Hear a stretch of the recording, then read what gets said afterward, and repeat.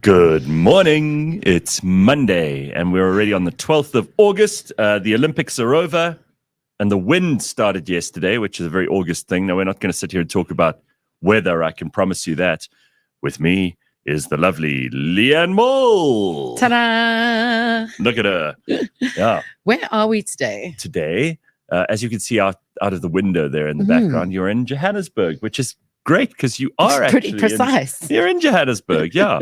And there are a bunch of stuffed animals above the TV as suggested by our audience. So, you know, we had a taxidermist busy over the last couple of weeks collecting strange looking creatures from all over the world and removing their innards and preserving them. So there they are on the wall behind us. It's looking lovely with Mardeba behind me. Yes. Yeah, because I always like to have a little bit of history behind you. Yeah, of course. So, how was your weekend? Anything fun? All good, but hay feverish with all the dust. But as you said, we won't speak about the weather. Nonsense. You did something very fun that everybody cares about. That's so much fun. So much fun. I couldn't wait. I even made an appointment. I was so excited. Yes. To renew my driver's license. Lucky you. Who wants to do that on a weekend? How was that? Was it nice? Well, it was recommended to me that I go to Waterfall. Oh, is that the best one? Well, you now make an appointment and there are always slots available. Thousands of them. Lots of slots. Lots of slots. We like the slots. That process was really relatively easy. Yeah. The build-up wasn't. So it said you needed to take 2 photographs with you. Yeah. Thought, where do you get those these days? Oh, you can get them pretty much anywhere, can't you? Really? Aren't there some Nigerian oaks on the corner of your local shopping center who we can do a photo? No? I did that once and they put me in a van and closed the door and I got a bit concerned. And I was sitting on like Coca-Cola crates. But no, so I went off to a postnet and while trying to find one, which was right there in Waterfall, it popped up on my Google Maps and the first thing I saw was a horrible review about how unattentive they were. And they lived up to that. It was they were perfectly unattentive. Fast asleep. I got there and they were watching YouTube on a laptop, some rap video. I love that. I go into so many places these days where you can just tell the people who are working there are not actually working there. No. That's just where they get paid. Yes, exactly that. They wake up, get dressed, get paid and go home. Fucking millennials. So I waited for him to finish his video and then asked for a photograph and he said, no, we've actually run out of paper for the photograph machine. So I found the next postnet, which was about 7 kilometers away. Got there, stood in a queue for nearly half an hour. Oh, no. Got the photographs. I looked 107 because I was so grumpy. Can I see them? Oh, God. I do actually have them. Oh, no. I'm actually getting hot thinking about it. They're that bad, huh? They were that bad, but I just thought, you know what? So they got their 60 Rand out of me. Only to get to the driver's license place, and you don't need photographs anymore. Oh. What? And they knew that. What a ball ache. They knew that. So they just wasted your time. Two postnets. Anyway, at least this time I passed the eye test. Last time I battled. Well, I mean, I had great plans for the weekend. I had a big dinner I had to go to on the Thursday because, we started the weekend early. We had a long weekend. It doesn't feel like it on a Monday. It never does. But Thursday was very exciting. I was like, left the office and I was pretty tired because we'd had a busy couple of days. And I got home on Thursday night and I had to record an interview when I got home. And that went very well. But then I thought, I'm so exhausted. And then I had to go to something else. And I eventually said, no, I'm just going to stay at home. And I went to sleep early because I was buggered. And I mean, I felt kind of bad about it because I canceled on these people at the last moment, but I would have been terrible company. So the way I justified in my head is I would have been tired and grumpy. Wouldn't have been worth it. They would have been like, ugh, why did you invite him? So I just felt like vindicated that I could stay at home. Friday comes along, the public holiday, Women's Day, happy Women's Day, by the way. And I was like doing stuff around the house and, you know, like very chilled, very, very chilled. Friday night comes along. A couple of my friends are like, we're doing this, we're doing that. I'm like, well, I'm not. I'm staying at home. Did it again. Boom, 2 nights in a row. So that was a really good way to start the weekend. Doing 0 with both hands. So very proud of myself. But I watched quite a lot of Olympic action. Yes. Oh, there was so much. And really yesterday, I mean, I woke up this morning dreaming about the Olympics, which is always like a sign that I've either overdone something or I'm a little obsessed. Yeah. It was all the track and field stuff, wasn't it? Absolutely. And I got into it and I didn't expect to. In fact, today, Ben is going to pop by a little bit later on because we've got so much to talk about Olympics-wise. And I know that the whole thing's wrapped up and it's done and dusted and people are already thinking about like LA in 2028. But I don't think I've ever enjoyed the Olympics this much. I don't know what it is. Maybe I'm just at an age where that stuff really appeals to me more. Maybe I've paid more attention. Maybe the Olympics themselves were better. I mean, there were a whole lot of new records set. Yeah. You know, I got into it in a way that I didn't expect to. I really thought I'd be like, the Olympics. I mean, especially when it started. You remember we were talking about it's like, oh, wow, the Olympics start next weekend. We were all like, shit, what happened? Yeah, how did that happen? It wasn't meant to happen so quickly. Anyway, I mean, I did get into it and I was fairly obsessed. I was dreaming about like high jumping and long jumping and running 100 meters and all this stuff, which I definitely wouldn't be able to do now. Maybe that's I was going to say, maybe that's the obsession or the interest. I don't know. Anyway, it was lots of fun. So I enjoyed that thoroughly. Did you get that thing, James, that I sent you about the funny names at the Olympics? There's a video with the funny names. I'll resend it just now to you because it's worth playing. It's like some of the because you got all the countries of the world. I mean, there were some flags there that last night I didn't recognize. And I used to be a total flag nerd. I'd be able to tell you, a vexillologist. I used to be able to tell you like, oh, there's Bhutan and there's Gabon. And now I'm like, have they beaten any new flags lately? Yeah, there are a couple, like South Sudan, you know, like St. Vincent and the Grenadines, which, I mean, it was always there, but it didn't really have like national status as far as I could tell. And there are a few new countries, but also they've redone the flags for some of them. And also I can never remember which stan is which, like Kyrgyzstan, Turkmenistan, Kazakhstan, Uzbekistan, Tajikistan, Pakistan, Turkmenistan. Yeah, it's like, it's too many stans, you know? Stan means country, just, you know, obvious. Okay, well, I didn't know that. No. Yeah, and then I saw the very funniest thing that I didn't even know this had happened, but apparently it was a couple of years ago. There was some event in the Middle East, and this country couldn't find the right anthem for Kazakhstan, so they found the version from Borat, and they played that by mistake. So you see this athlete from Kazakhstan, and she's standing there. Did that happen at this Olympics? No, not in this Olympics. Oh no, because I remember it. It was a while back. And this this woman is standing there. She's like being awarded the medal or whatever, and in the background it's Kazakhstan, greatest country in the world. All other country run by little girls. Kazakhstan, third biggest importer of potassium. I was watching this going, that's so great. I was hoping something like that would happen this year. Because if you had to Google that's probably the first thing that would come up. Borat's version would come up way before the original, the actual Kazakhstan anthem. Oh man, it was so much fun. And then I was watching the teams coming into the stadium last night. I don't know, like most of our guys are already back home. So I don't know who did we keep there to the end, you know? I thought they all stayed on, but I suppose not. I don't think so. It's a cost. Yeah, it's expensive. How come nobody has a triangle or circular flag? Let's redo our flag and make it round. Oh, you mean the outline, so not Japan with a circle. So I think if you look at Bhutan, which is why I mentioned them, it actually goes like that. It's like a pennant.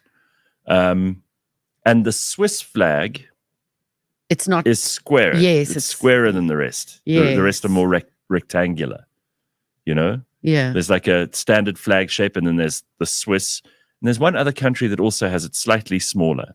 So there are some different shapes, Carl, but no one has a round flag.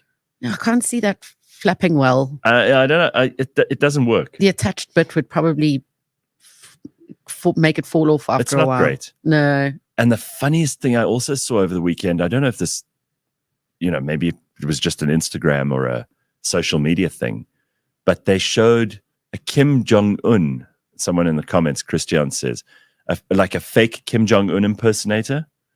And he was standing with a Winnie the Pooh bear, like punching it or something, right in front of the North Korean team. And they were all like, oh dear, not allowed to laugh. no, we can't even acknowledge this. And this fake Kim Jong-un looked exactly like him. Oh dear. But exactly like him. So it's hilarious. So yeah, I had a very fun weekend. Thoroughly enjoyed all of it. And I can tell winter's, I don't want to jinx it, but winter's coming to an end, Yeah, it's all happening. I was thinking about my bikini body this year. And? Oh, I think about it every year. It's just a fleeting wish. Oh, right. Okay. So it's your September imagination. comes around every year and I'm like, I'm still not bikini ready. But this is a bikini body. Wow. Yeah. England is just a disaster at the moment, huh? The hell's going on there? I didn't realize how big I knew it was going on, but the amount of people, and also vast. The government there is so stupid that they, instead of dealing with the disease, they treat the symptoms. They're trying to arrest people for spreading hate on social media. Now, if there's one group of complete morons in the world, it's people who talk about hate as anything they don't like. So in other words, if I said to you on X or on Instagram or something, oh, Leigh-Ann, you're not bikini body right, even if you've just said it. Then they'll say, oh, well, that's hate. Body shaming. It's misogyny and body shaming and hate. Yeah. And then they'd want to have me cancelled from the internet because I'm being hateful. Now, just because you don't like hearing something doesn't mean that other people don't have the right to say it. And this idea that all hate is bad is also ridiculous. It's childish. Some things should be hated. Like, a child molester. It's okay to hate them. Someone who is like those people we interviewed the other day, serial killer. They wrote this book about serial killers. If you're a serial killer, it's entirely appropriate for me to hate you. Don't you think? Yeah. Yeah. So there are things that are worthy of hate in the world.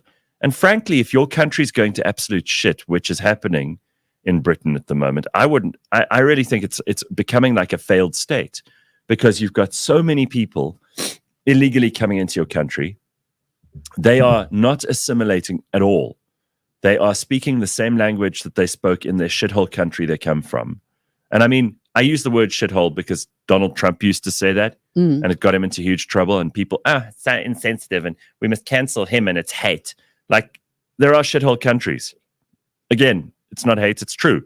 If you came from Equatorial Guinea, that's a shithole country.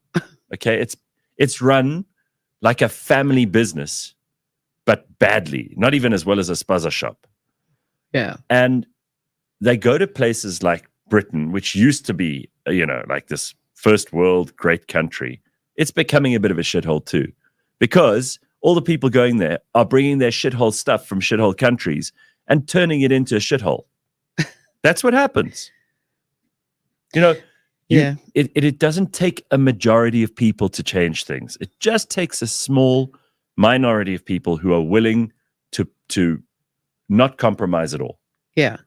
So what's happened is, in Leeds, of all places, I mean, Leeds, when last was that famous? Do they even have a football team that's worth paying attention to? No, they don't, you see? No one's really thought about Leeds for, 100 years. Yeah. Even the people who were born there, where are you from? I don't know. I think I'm from Leeds, but I'm not sure. Anyway, Leeds is is the epicenter of all of this. Bunch of people who are like, you know what? Actually, I don't like the fact that some illegal immigrant is trying to rape my daughter because she's walking around in a, I don't know. And again, English girls have been dressing badly for hundreds of years. I don't know why this should suddenly be an excuse for people who are from other countries to think they can take advantage of them. But, somebody got upset because there were these little girls who were stabbed at a Taylor Swift dance class. Little English girls, and by people who are not from Britain. And this guy happened to have been born there, but his parents were Rwandan. And there's a lot of crime in England at the moment that has to do with illegal immigrants. Most of them don't go to jail. And people are like, how come you apply the law to us, but you don't apply the law to these illegal immigrants? First of all, they're illegal immigrants. You should apply that law. Yeah, that's the first red flag. And then second of all, let's just have equality of treatment here. Anyway, the government has done exactly the wrong thing, because what they're doing... I was going to say, now, who's to blame? Well, they've been letting people into Britain over the last 30 or 40 years. All the governments, the Tories and the Labour Party governments, have all been doing this. No one's corrected them. No one's changed the policy. No one's done anything about it. It just gets worse and worse.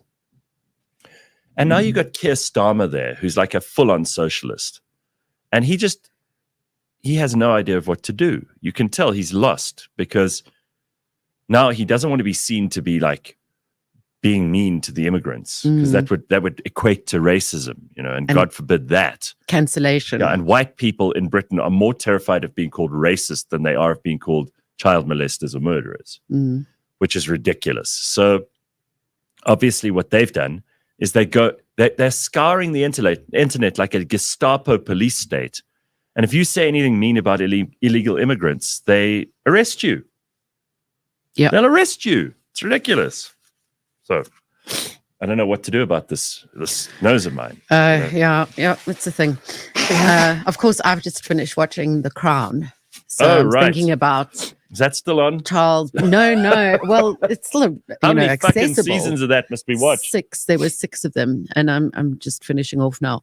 But King Charles was all for allowing this to happen as well. He was also like, let's all be a happy national nation. And they've got the Commonwealth and everything else. And listen, yes, don't get me wrong. I have no problem with a country. And one of the nice things about watching the Olympics is you see how mixed and diverse all these countries are. Yeah. Right? Like, you've got people who look Asian, but they're in the Brazilian team. You've got people who look like they're from Africa, but they're in the French team. That's nice. I don't have a problem with that.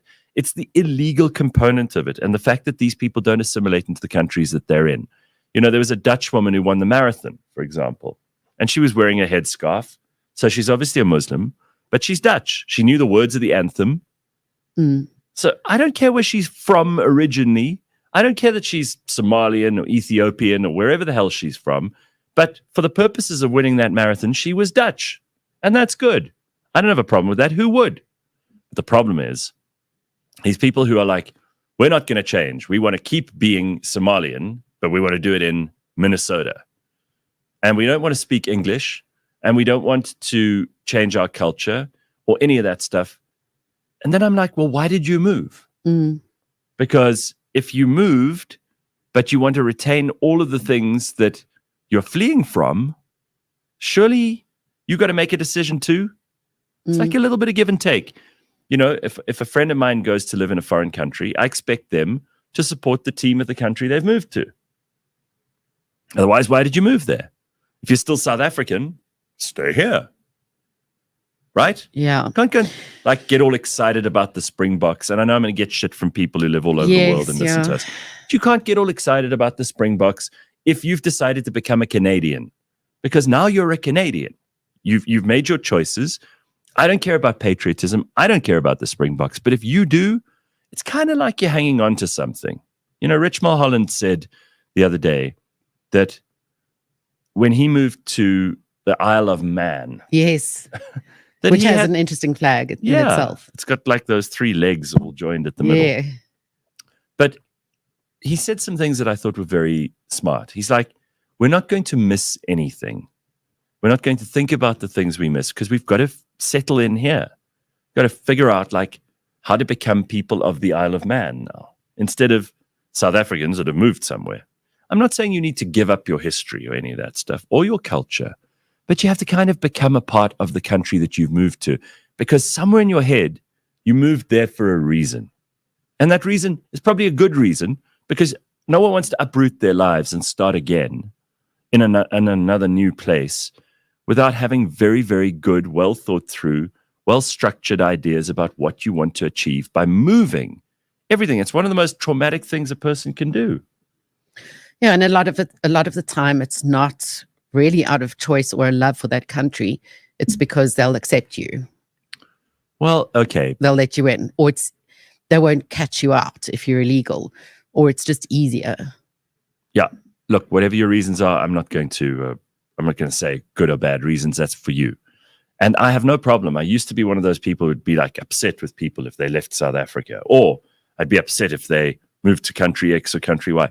You got to do whatever you want to do. Like if you're doing it for your kids, awesome. If you're doing it because you really like ice hockey, awesome. If you're doing it because you got a job opportunity, great. If you want to go and study somewhere, amazing. Do it. I'm not going to give you any shit about any of that stuff, because frankly, like countries can be a bit lame sometimes, right? Like the reasons for being in a country, you're just born there. It's just geography and your parents fucking. Yeah. That's all. It's like being born a man or a woman or not. Yeah. It's not the most interesting thing about you. But if you are there and you want to be there and you've made a serious personal choice to make that your base on earth, then make it work. You know, don't just like exist. I think it's the apathy that drives me crazy, not so much anything else. And I think a lot of people are also, they don't know who they are, so that they take on like group identification. So it makes them feel special. Now, I think that's okay to a degree, but it shouldn't be everything. Right. After that little rant. Well, it wasn't so much of a rant. It's very sensible. I just think that, you know, to then go and arrest your people, if you're Keir Starmer, to go around like basically having the police, you know, the British police who are so scary. Bobbies. Hello. We're here to arrest you because you've been posting nasty things about Somalians. What? No, we've been following you on X. Don't you have, like, I don't know, thieves and teenage yobbos to go and arrest? No. We're here to arrest you because you're saying inappropriate stuff on internet. Okay. All right, that makes perfect sense. Anyway, that's Britain for you for today. Sir Keir Starmer. Great. World's favorite socialist of the moment. We've got lots of other cool stuff to talk about. As I said to you, I'm obsessed with the Olympics. I'm actually kind of sad it's over. I was like, I watched the closing ceremony up to like 10:30, and then I was like, I've got to go to sleep. So I didn't watch the whole thing. So was the closing ceremony, unlike the opening, all in the stadium? It was all in the stadium. Some beautiful shots of Paris. I mean, that was another thing that made me kind of realize, like, some countries just have such a lot to show off. I mean, you could, if you're showing off South Africa, you could show off our wildlife and our natural beauty and, you know, the people and all the different cultures here. And it's good to show off. But man, Paris has some beautiful buildings. I know they started a lot of the races around the Hôtel de Ville, which is the city hall of Paris. They did a lot of the events at the Invalides on the Champs-Élysées in front of the Eiffel Tower. They did some of it at the equestrian stuff at Versailles. God, it's beautiful. It is beautiful. And it just looked so great. Like Paris just looked amazing. Paris in summer is beautiful, but those buildings, sure. The twice I've been, so I really don't have a lot of experience, and they were both short-lived. I just remember it stinking of urine, and it was pretty dirty and foul. Yeah, that's Paris. Okay, just checking we had the same place, one. Yeah. So this is why you've actually maybe got to go see these cities when... hello. This is why you got to see these cities when FIFA or the IOC own them. He just crawled up on you like Christopher Reeve. He was under the desk the whole time. What do you mean? I went to Rio during the FIFA World Cup. Yes. And it was nice. And it wasn't like... I didn't get mugged. No one stabbed me. Minimal urine. A week after, if I had gone, stabbed. Yeah, for sure. All my belongings gone. They go to a lot of trouble to make it look nice. I mean, like, even didn't we get rid of during the 2010 World Cup? I don't know, all the homeless people. We got rid of a lot of homeless people. We just threw them in mine shafts and shit, and nobody cared. No, everybody was like, oh, I don't know where those homeless oaks are anymore. There's no one begging on the streets. Meanwhile, bottom of mine shaft, just like Oh, but that's every city. homeless people. Like, please, can we come out yet? That's absolutely every city. In 2011, I was in Auckland for the Rugby World Cup final. Yeah. And that very next Monday, suddenly there was bad music on every street corner. There was old people asking for change. But you thought, you didn't see it the whole time. Suddenly So some bad. wheezy old guy is like tugging on your jersey saying, oh, you got a rand, got a dollar. But damn it, I love these Olympics. They were great. I got to thank you, Ben. That's the reason I actually was really excited to see you this morning, because I wasn't into it. And for some reason this year, of all the Olympics, and I mean, I kind of had a passing interest in it before, especially when I was at school. It was kind of, you'd have to do athletics. And I kind of liked athletics at school. It was a fun thing. Track and field, I could do a bit of high jump. I ran some middle distance. Nothing exciting. I didn't win any medals. Yeah. But watching the Olympics it reminded me of that excitement. Which is exactly what it should be. And, the thing is, if you look at the Olympics in previous years, 2012 was the last time we had one on our time zone. Yeah. And then it went to Rio. Obviously, prior to that was Beijing. Then it went to Rio. Then it went to Tokyo and the COVID games, which had no feel. So for the first time in a long time, it's meant something to us because we could physically watch it and it physically was a connection point. It's amazing. And I loved, they said there were 32 or 33 different sports. Yep. Some of them were ridiculous, like the breakdancing. I mean, that shouldn't be a sport. No. And there was one Australian woman who disgraced herself. Just some middle-aged white lady. No, it was bad. Oh, So bad. And I don't even want to post it on my timeline because it'll be there forever. And someone will go, ooh, maybe he liked that. Oh, there's so many layers to the story. This woman has a PhD in breakdancing, which means some parent is paying their child to listen to this person talk about breakdancing, and now they've gone and shown what they know about breakdancing. And it's bad. Yeah. All of it is very bad. Oh, no. Okay, but let's do a little summary because you watched almost all of it, and you and I were messaging each other the whole way through it as well. It was just a great games. I loved every single thing that I saw. Yeah, I mean, people can nitpick on a few things. Obviously, like demonic opening ceremony. There's all kinds of other things, but you have to have an opening ceremony occasionally that's demonic. But at the same time, if that's the price we have to pay, it's been proven at any stage of life. You get a certain amount of humans together, you will get some shits. It's never going to be perfect. But this Olympics was just so great in so many different ways. And one of the more interesting things was that when America goes to the Olympics, they have the most athletes. Yes. Not only that, they are the most resourced of all athletes. So they always win. They've got a big team. But they always win because you got the college system as well. So the best track and field's coming out of there from a young age. And somehow they ended up with the same amount of gold medals as China. Right. Now, when it was in Beijing, obviously it was like mandated. You guys must beat everybody. You must have the most golds. Otherwise, you won't see your children. Whereas now they actually got a tour and they got the same amount of gold medals. And I think the person who's going to feel the most shitty about this is Shelby McEwen. So in the Tokyo Games, the high jump finished as level. Yeah. The guy from Qatar and the guy from Italy, they just couldn't get a winner. So they're like, you know what? We're going to share the medal in one of these most amazing moments that you'll then see sponsored by Toyota afterwards. Right. And what this guy was like, no, I'm not sharing this medal because him and this Kiwi guy finished tied fourth. So then they had a jump off and the American guy hit the thing every single time and ended up losing. So if he had just said, yeah, cool, I'll share it with you, America would have had the most gold medals. So it was literally over that? Yeah. And the fact that the American basketball teams both won, the men and the women. So they didn't win that. China would have had the most medals, which would have been incredible because they kind of expected it in Beijing because they just spent all the money on it. But here it was. So while you're talking about that, I just want to go through the table quickly because it's quite interesting. I've got a few here. Okay, go for it. So America had the most medals, 126 medals. So 40 gold, 44 silver, and 42 bronze. And then China after that were 40 gold, 27 and 24. So Japan were third, Australia were fourth. But if you look at Australia's population, they can basically claim to be the best sporting nation in the whole world because they got 18 gold. 19 silver and 16 bronze. They finished fourth. Look at the population between them and anybody.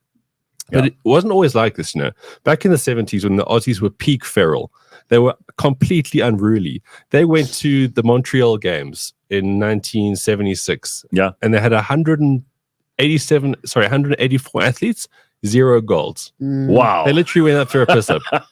But back then, Australians, they all had moustaches and they all wore tiny shorts and they used to just they were a mess.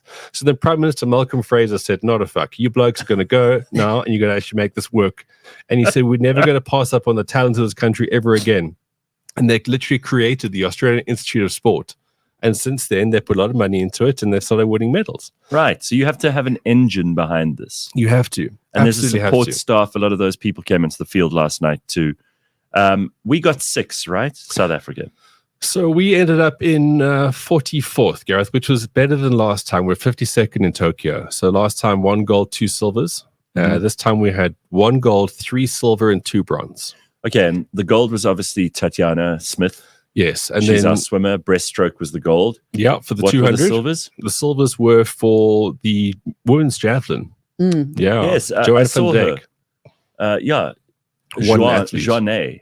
It's not Joanne. Joanne, well, something like that. Anyway, I saw them interviewing her. She was great. She was amazing. She got a silver behind the Japanese woman. Tatiana got the silver for breaststroke 200 meters, where she just came up against an unstoppable force from America. And then the men's, obviously the men's 4x100 relay. Yeah, that was excellent. So that was pretty cool. And then don't forget the Blitzbox got the 7s for bronze after beating the Aussies. And then Alan Hatherley,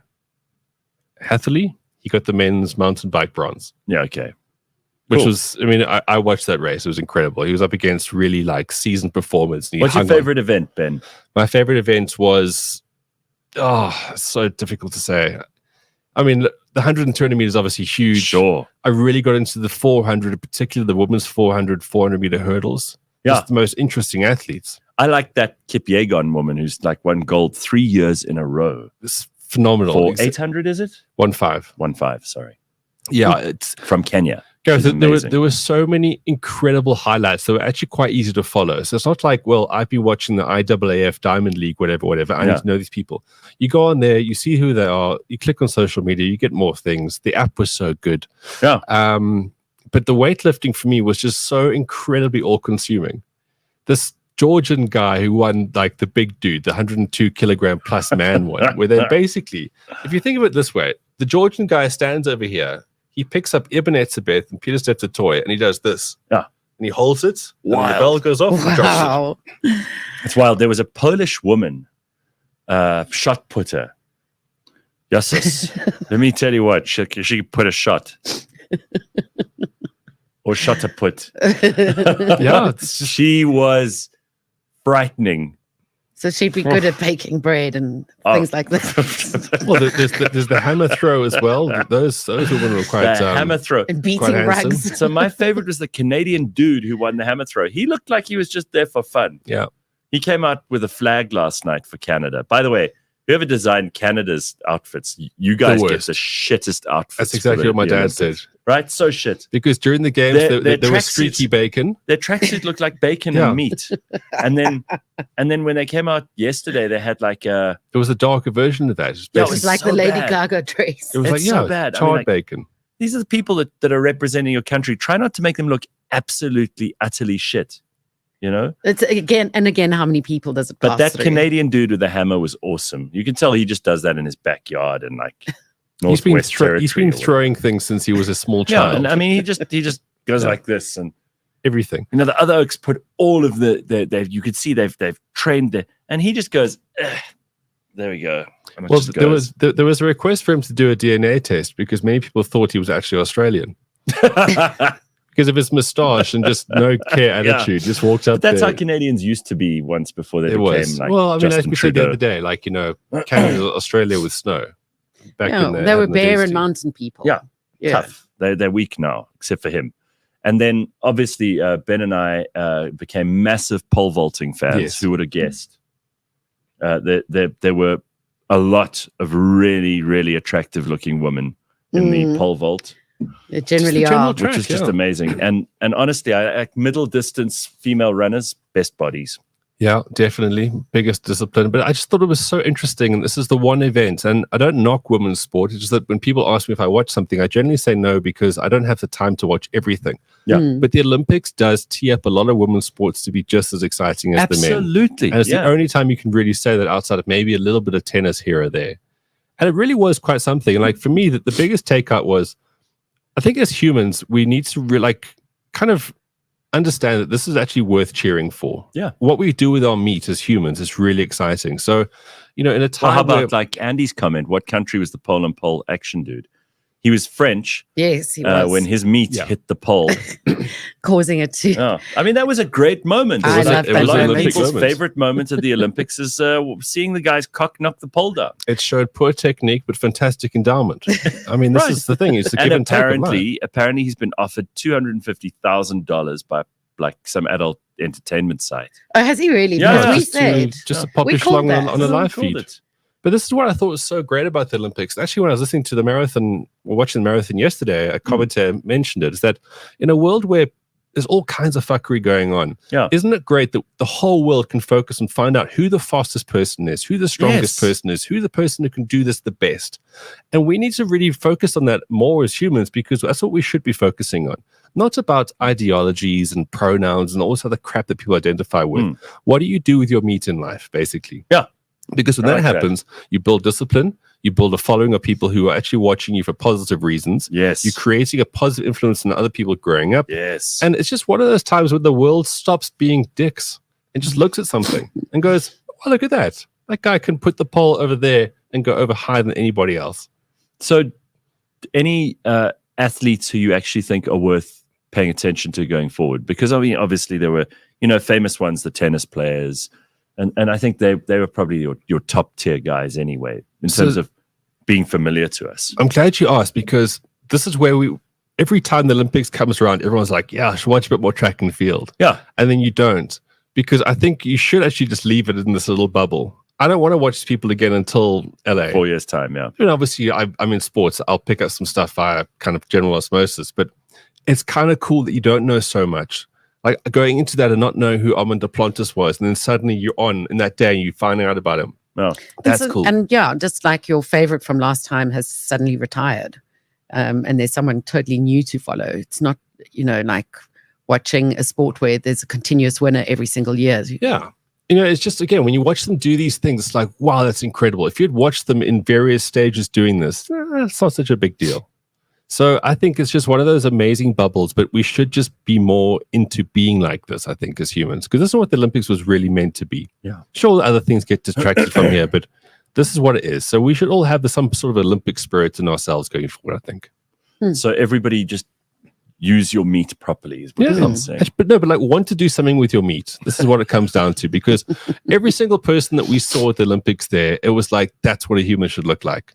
Yes, we're all different shapes and sizes, but we saw it from the hammer throwers down to the like small gymnasts who are obviously like forced into doing that from the age of 7. Yeah. There is every shape Little of the Chinese world. girls, you could tell they've been threatened with violence Well, if it's they that, didn't do synchronized it's- swimming properly. it's that or neither yeah. works. I mean, sometimes maybe it's actually the better side of the coin.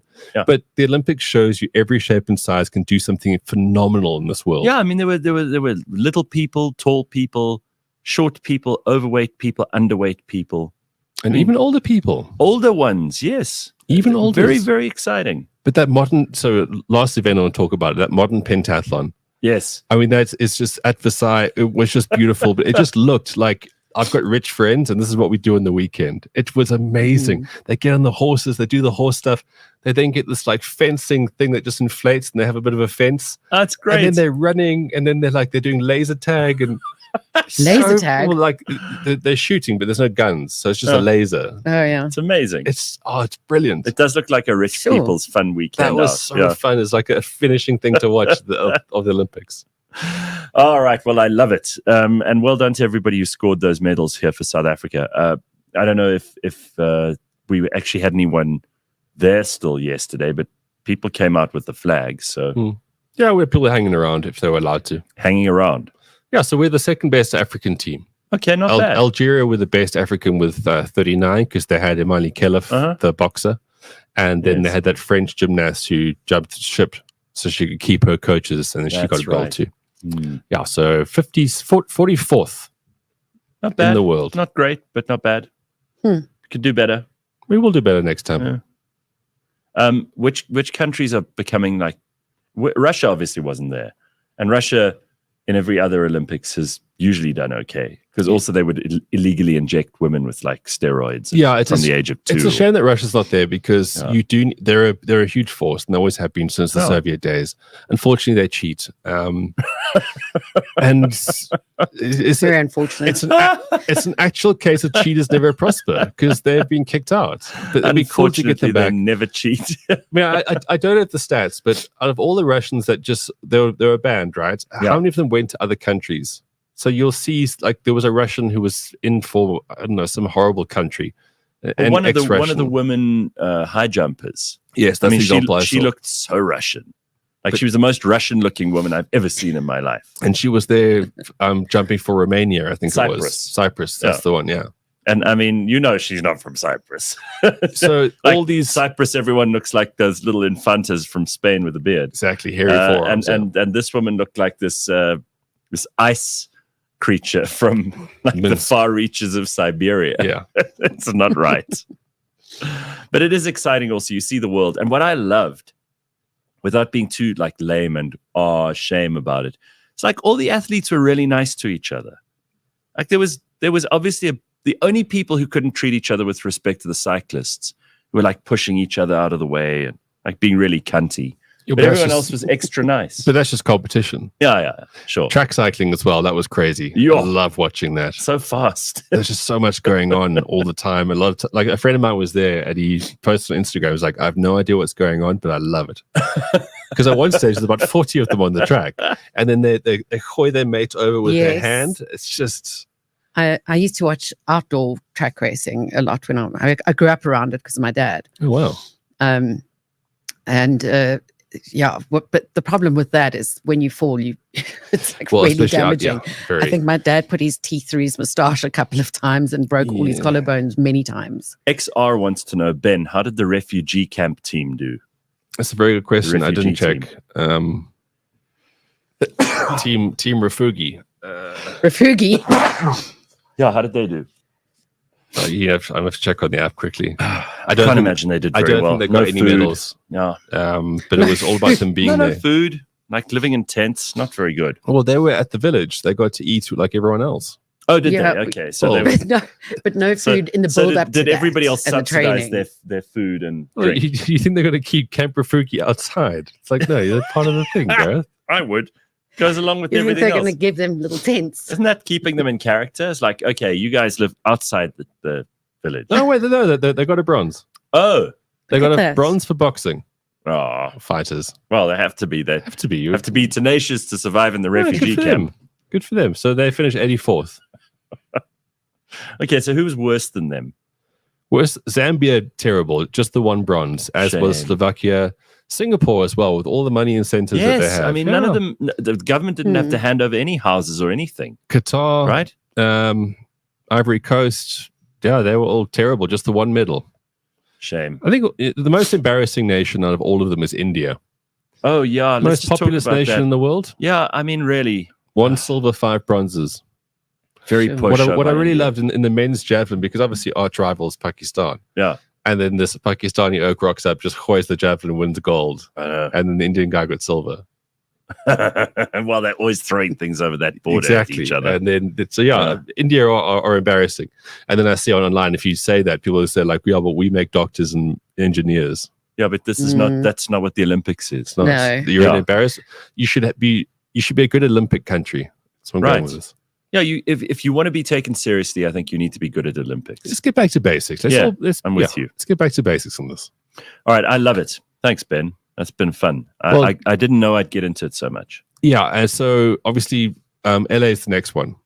So that's going to be a terrible time zone for us. There will be sort of different sports coming in and out.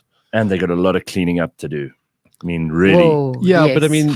California, big shithole at the moment. But you remember when the Chinese dictator went in there? They cleaned that place up quite quickly. Yeah, Gavin Newsom, the Ken doll guy who's in charge of California, he's the governor. He really jumped to when his communist overlord came to visit. So he could do it. I mean, the thing about communists is they always are terrified of commands coming from Stalin above. Yeah. So they'll do what they need to do, obviously. And also, he doesn't want any more bad press about California. By the way, I don't even know if he'll still be in that role. No, 4 years. I think America will be quite different in 4 years. For better or for worse, it'll be quite different in 4 years. Yes, and this is what's the indeed. great thing about the Olympics, that you get to see these countries in these little blips. Absolutely. But from there, it's in Brisbane 2032. I think that's the one we should go to. I don't really want to go to the American one, but the Brisbane one will be great. Yeah, and Brisbane is so. I mean that's probably the better part of Australia. That east side is much nicer than the west side. Well, yeah. I mean, obviously the weather's really cool. You got the Gold Coast. Yeah, I think we should do It's a bit that. more laid back. The weather's nicer. So 2032, we're going to do it. Okay, I mean, you'll be quite old still, I'm keen. but you'll be young enough to try. I'll be so rich. I'll have so much money. Even better. Yeah, no kids, no wife. I'll be ready to spend on the Olympics. But speaking about Australia, I mean, obviously I came through to talk about the Olympics and just do some sport because there was no Friday. Yes. Do you want to get into the sport now? Yeah. Let's go because we've got Dr. Hanan waiting, standing by. But go on. How many minutes have I got there? You got 4. 4. Okay. Well, this week is, of course, UFC 305. Okay. So Druckus is in Australia right fight now. week starts. This is it. This is fight week.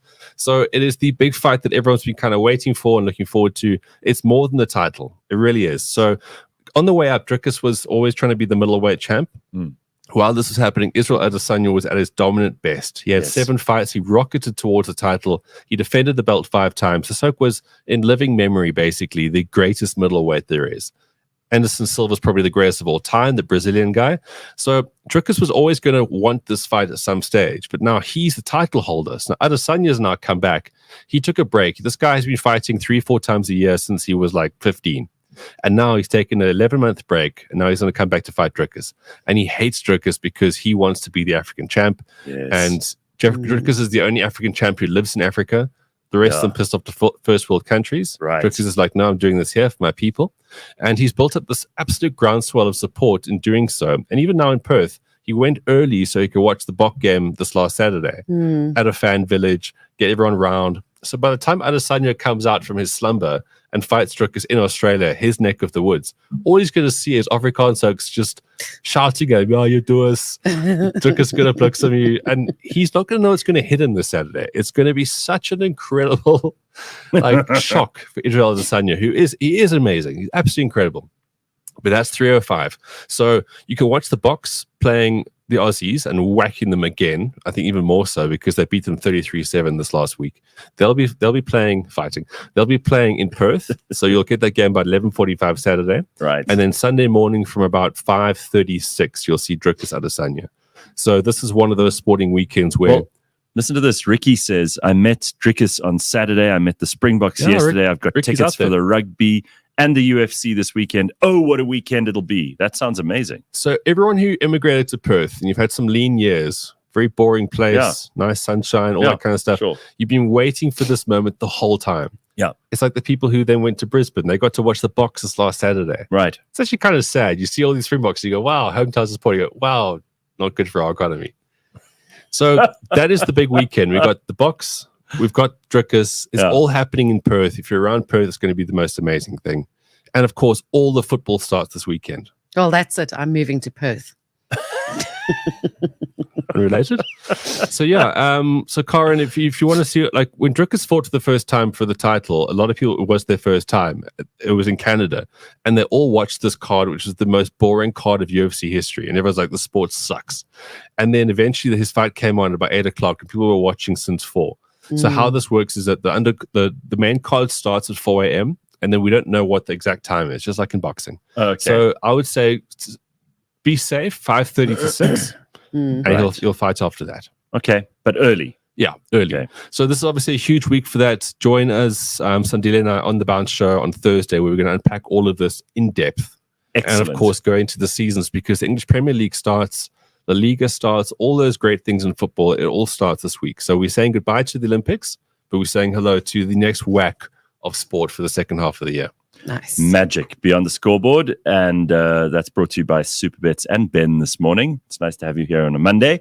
And don't miss the show, the On the Bounce Show, which is every Thursday live at 4 in the afternoon. And you can watch it whenever you like online as well. Thanks, Ben. All right, guys.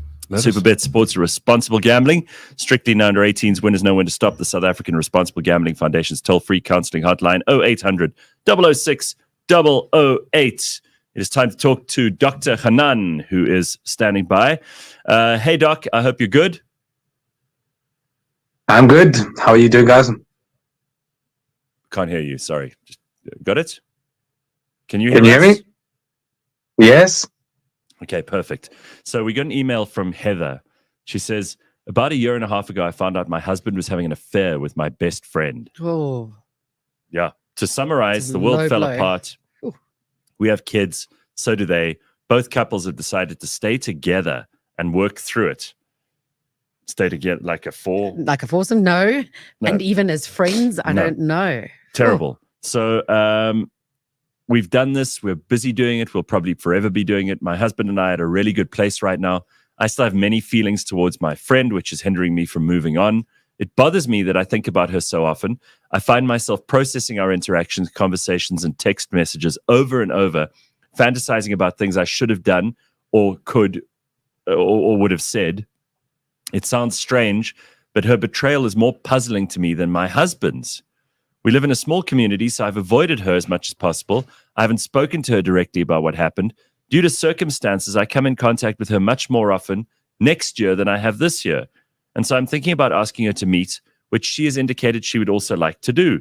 My question is, should I do this? Would this be helpful? If so, what questions should I ask her so that I'll be able to move on from my relationship with her? Try to make sense of it. I just want to move on and stop thinking about her all day. Oh, Doc, where do we even begin? This is horrible. Yeah, this is quite nasty. And there are two relationships here to manage. Her relationship with her husband and the relationship with her best friend or ex-best friend. And she's indicated in an email that the reason for the email is how does she manage the relationship with her best friend? Right. So first of all, trust is one of those things that it takes forever to build and a split second to destroy. And every relationship is really a contract between however many people in terms of what you're allowed to do and what I'm allowed to do, how to play this game. What are the rules? What are the rewards of the game? What are the consequences, and who we're going to be accountable to? Those are the four elements of a game, of a relationship. And whenever the rules are not being abided by, cheated, maybe bent in a unilateral way, that's when the trust begins to, or the distrust begins to build, and eventually there's no more game. In this case, your ex-best friend obviously broke your trust because she broke the rules. And the question is, how do we get back to even keel? How do we get back to justice? Because one thing that I've said on the show many, many times is that the human brain really hates injustice and is always seeking for justice, for 1 + 1 to equal 2. So the first question, should you meet with her? The answer is she mature enough, and you know her, is she mature enough to handle an adult conversation and answer in a truthful, honest way, as opposed to attack and blame you for what has happened with your husband? Sure. And the answer from your perspective needs to be yes or no. If she is mature enough, then I think you should meet. If she's not mature enough, if you know her, she's going to blame you, she's going to blame your husband, she's going to blame the circumstances, and then therefore leave you with more questions than answers, then there are plenty of things that you can do on your own without meeting her. And therefore, I think as a meeting her is a net negative, and I don't think you should do that. But if she is mature, remember, you might only have one chance to have a conversation and to close some loops. I would literally take out a piece of paper and write down everything that you want to know, everything that you wish you knew, every question that you had asked your husband, every question that you need to ask her in terms of how and when and who and why. But I would just caution you with one thing. Do not ask questions that you are not prepared to get a truthful answer to. So in other words, you don't want to go, you don't want to ask her questions and she's being completely honest, that actually sends you spiraling. So for example, so like if she asks her, if she goes, listen, you outrageous slut, how many times did you gobble off my husband during the time you were pretending to be my friend? You don't want to ask that, right, Doc? You don't want to ask that. So you don't want to ask things like positions and what were you thinking of and who are you fantasizing about, and because the truth is you might get a truthful answer that you're not ready for that might break down your relationship with your husband, which you are trying to fix. Right. So only ask the questions that are pertinent, that are important to you, and that you are prepared to ask, to receive the truthful answer to, and move forward. Do not ask questions that you're not prepared for. Okay. Where should she do this? In a neutral place where there are eyewitnesses? How dangerous is this ex-friend? So if you think that you... So I don't think you should do it in the Drickers fight in your home. So don't do it in any place that might trigger you. Don't do it in your house, because perhaps you know that your ex-best friend was with your husband at your house. And don't do it at her house, because that might trigger you as well. I So bet do you it she's in got a van, in that neutral slut. place. Don't meet in her van. Yeah, a neutral Sorry, place. Heather. For Sorry. sure. Of course, I'm taking this terribly seriously, Heather. I apologize. What is this, Doc? What does this MM asks? We're in a good place mean? What does that mean? We're in a good place when people say that. So, you know, it's so easy to judge somebody that's been cheated on and say, well, of course you should leave your husband. Of course he's not good enough. Of course you can do better. But relationships are so much more nuanced than that. You know, there are kids involved, there's financial stuff involved, there are families, there is a cultural thing, there's an image thing. How will you be judged by your friends? How will you be judged by society? Can you afford to get another house? Would that mean you have to live in 2 separate bedrooms in the same house? Maybe you got a 1-bedroom home and you have to now sleep in the same bed but no longer be married. So she has obviously decided and committed to a position, and I applaud her to committing to a position to work on her marriage. It's amazing, because most people sit on the fence, and sitting on the fence is disgusting, because you're not taking position A or position B, and you're just spiraling in no man's land. So the fact that she's committed to making the marriage work is amazing.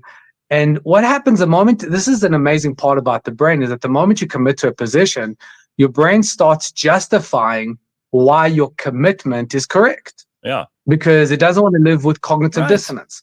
So she's committed to working on her marriage, and therefore her brain is going, well, we are obviously in a good place. And if I ask her why you're in a good place, she'll justify and rattle off a number of reasons, which is wonderful, because she's living in what we call psychological harmony. That's good. So, okay. It's a challenge. First of all, I have to say, because we often start making fun of these things, but I mean, Heather, it takes some serious courage to even bring this up.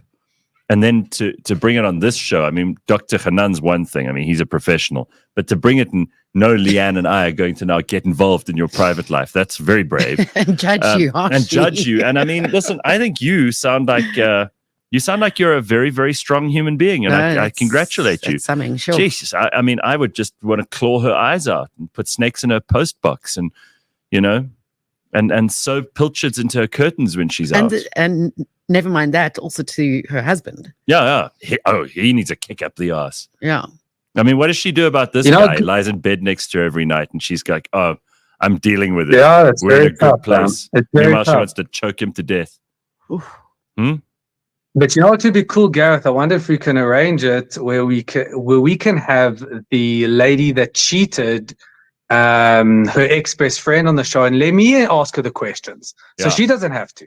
Right. So that would be pretty cool if we can set that up. Sure. Jeez. I mean, Leigh-Ann and I will leave the studio. You come in and you do that without us, because we'll just ruin it.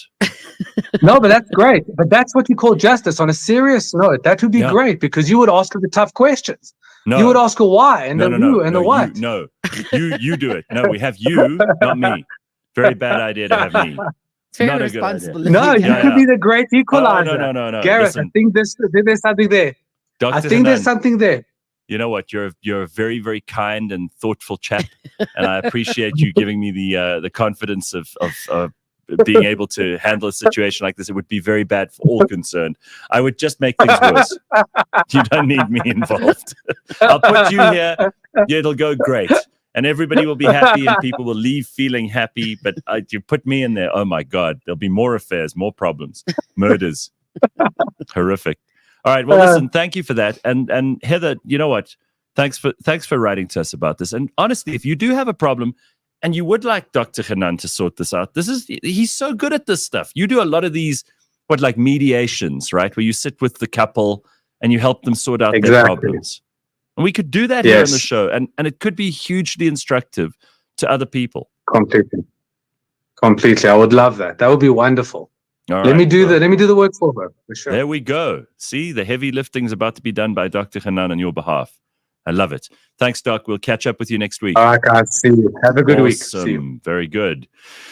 And there are lots of cool comments. I haven't got to all of them in the comments section, but we will get to those in the next little bit. Leigh-Ann and I here. Plus, we've got the most popular video we've ever had since we started Cliff Central 10 years and some months ago. Oh, wow. Yeah. How recent is it? Oh, it's been up for 7 years or more. Okay. And you won't believe what it is. The most popular video. Well, we've got the star of that video coming back, returning champ. And we'll tell you why just after the break. Don't go anywhere. So, Wendy, tell us what to expect on the Auto Trader stand. So similar to last year, we're going to have an activation at the pits, as mentioned. So we got 3 pits between pits 38 to 40. And for anybody who's coming to the festival, you can come through there and get some free hot laps. Got some really exciting cars this year. Got some Porsches, some Supras, some modified cars. If you wait in the queue, please don't fight with other people. Don't fight me. Please don't fight with us. The queue's going to be long. It's going to be long, but we'll be having cars riding the entire time. So for anybody who wants a free hot lap, that's something that we do give. I know some exhibitors you have to pay, but we do it for free. On top of that, we're also going to have a few challenges and activities for anybody who comes to the stand. Catch us every Monday at 9 a.m. on YouTube and on autotrader.co.za.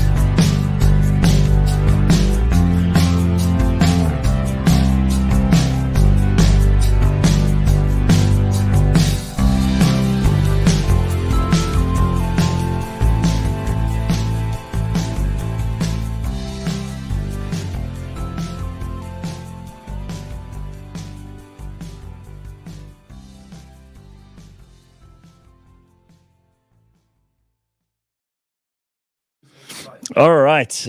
We are back in it, and there's lots of exciting stuff happening this morning.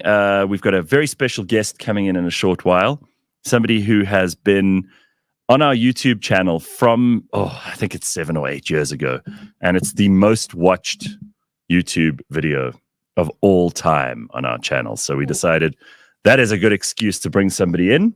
And she comes back as the returning champion. It's not the most famous person in the world, but has beaten all the famous people on the show. So we're going to get to that in a short while. Okay, Lots of cool stuff in between. Banksy, I see the artist Banksy, despite the fact that the UK is a total clusterfuck at the moment. Banksy is back, and what's he doing? He's made a new artwork, a couple of them actually. A few. So the first one that I noticed, yes, was this police sentry. They call them. They're those little cubicles. They used to be set up in the olden days for when there was still quite a bit of fighting with Ireland. There were these like little lookout points. Wow. So just is that it there? On one of the yes, that's it there. So he's painted this like detailed swimming scene. He's used spray paint that is translucent, and it's actually really pretty. So a lot of people have stopped to take photographs of that. I mean, it's ironic that he should paint something with the police when actually the police are probably going to be needed on the streets more than ever. Well, the thing is, they're now looking for him because that's a crime. You can't deface. You're joking. No, I promise you. Oh, for God's sake. Yeah. Oh, Britain's such a crap place. So boring. Really? And apparently it's absolutely stunning. But it doesn't fit in with the other art pieces, and there have been quite a few in just a few days. So they're going to try and arrest him? Yeah. Oh, that is so... What a bunch of idiots. I mean, here's a guy who is making things better. He's painting. He does this incredible work all over London. They still don't know who exactly he is. Mm-hmm. Rich people are buying his work for millions and millions of pounds. And what do the Metropolitan Police want to do? Want to arrest him. Ugh. Yeah. Anyway. It's annoying. All right. Yeah, that other picture that was up there for a moment was a cat, a stretching cat. But, I mean, that's just like a black silhouette. Go back to the cat. Yeah, stretching cat there. So they took that down because it was legal. I mean, they're just so boring. Health and safety people, right? Yeah. Anyway, but also this week there've been some other animals featured, and these kind of look like they work together. The fish tank was very different. Love that. It's a goat. I thought it was dropping turds, but I think it's just meant to be rocks and things painted on an actual feature on the wall. That's great. That's a howling wolf, which that is a guy who was caught on camera stealing it just a few hours after it was revealed that it was valuable. A Banksy. Right, they're valuable. So that guy's a thief. That guy there is he's the actual thief. That's seconds before the entire satellite dish was stolen because it had a Banksy on it. All right. So, yeah, and there are some pelicans. This one I thought was quite fun because it's on Pretoria Avenue in the UK in London. Very good. At Bonner's Fish Bar, where he's got some pelicans reaching into the sign and stealing the fish to eat them, which I thought was, that one's really cool. Yeah. And there were some elephants as well. The one over there on the left has been defaced by somebody by drawing some stripes on it. Before it was just two Ellies making contact through. You see, now, how does that not make those windows better? It obviously does. Yeah. They're not being used. They've been plastered up. I think that's so beautiful. It gives the place character, and look at those monkeys swinging on those imaginary lines. Underneath beautiful. The subway. I think that's absolutely adorable. Yeah. But yeah, so we'll see. We'll see if the cops manage to catch him, and just, stop the fun. All right, be party poopers. So talk about fun. Like, they found evidence of hobbit-like creatures on a remote island. I mean, that's no way to talk about New Zealanders, is it? That's not very nice. Yeah. What's this all about? It's in Indonesia. It's this little old lonely island in Indonesia, and they found this evidence before, but now this confirms it. But what are these creatures just living there? No, they're used to. Oh. So this is like so they're not there at the moment. No. Oh. No. I got all excited. I thought we'd discovered like primitive man still among us. No? And What's the point of Indonesia if they don't have like hidden tribes and hobbits? Huh? And the funniest is when I saw this article, when someone writes the article and it fits in with the theme? Yes, of course. And I thought this person's name was Tiny Dancer until I realized it was a subheading. Okay, so what are these creatures? Tell me about them. So they found like another bone, an arm bone of an adult, but it's about a third of the length of what it should be. It's a dwarf. That's the thing. They found these A dwarf. these people were apparently 3.5 feet tall. Hey, we're And also really- people. We're also people. They're not going to do well at the Olympics, are they? They first found, so this is Homo florensis. They were found back in 2004, and then it was a media sensation. And now a now extinct cousin living on the Flores island of Indonesia has been found. And this similar, an even smaller hominin that basically underwent the process of island dwarfism. So apparently they got small. They started off big when they landed on the island. You got it wrong. It's Homo floresiensis. Floresiensis. Okay. So apparently they became genetically isolated and adapted to become smaller in size due to less food and fewer predators. Yeah, little squashed up heads. So you see, it's not a dwarf. Dwarves always have bigger heads. They have big heads and then small bodies. That's a dwarf. A midget is everything's smaller. So they're more like midgets than they are dwarves. And they have little skulls. It's like a spaniel. That's the only way I can describe it. Like a spaniel, and they were I'm looking at one now. Not very attractive. Got this very perplexed and very ooh, you just frightened me while I was taking a shit look on their faces the whole time. So, I mean, how dramatic were these people's lives? They arrived there because of a storm, so they were kind of washed up on this island. Yeah.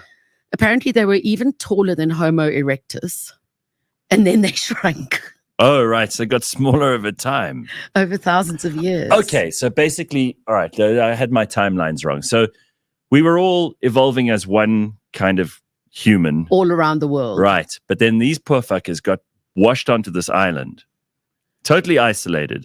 And instead of getting taller, they got smaller and smaller. Because of less food. Less food, more like predatory animals. Yeah. Oh, wow. You know, the fact that you're here today, you are the luckiest creature in all of time, because think of how much suffering and misery all these other creatures that didn't make it went through. Like these things. There are none of their descendants left. They were all wiped out. There are none of these funny little jungle hobbits running around now. Hey, no, we're under the And what do under you the think? trees. What do you think? I mean, if this is possible, how are we going to change? Oh, What is modern man Well, going to look like? well, they'll find us one day and they'll go, "Oof, don't know Yeah, what a happened there." horrible life these poor people had. Yeah. How they must have suffered. All they did was lie around and watch TV. Yeah, eat and doom chips. scroll. Yeah, and doom scroll through the devices, all of which the batteries are all dead and we don't know how to charge them. So we'll just never know. There Yeah, was we'll some never know. cloud that was There's a rain cloud, since and it no longer all the data exists. centers have been burnt. We have no idea what they were watching so intently that their hands changed shape, their eyes got bigger. They got arthritis. Yeah, they and got arthritis, all that They stuff. developed extra thumbs. They'll say that about us. So apparently this Homo floresiensis Mm. or floresiensis, they're apparently about 50... Floresiensis, Yes. yes. about 50,000 years ago was when modern humans landed there. The remains of an individual who stood about 1.1 meters in height were discovered in 2003 at the Liangbua Cave. Great. Mm. All right. Well, another species that's gone.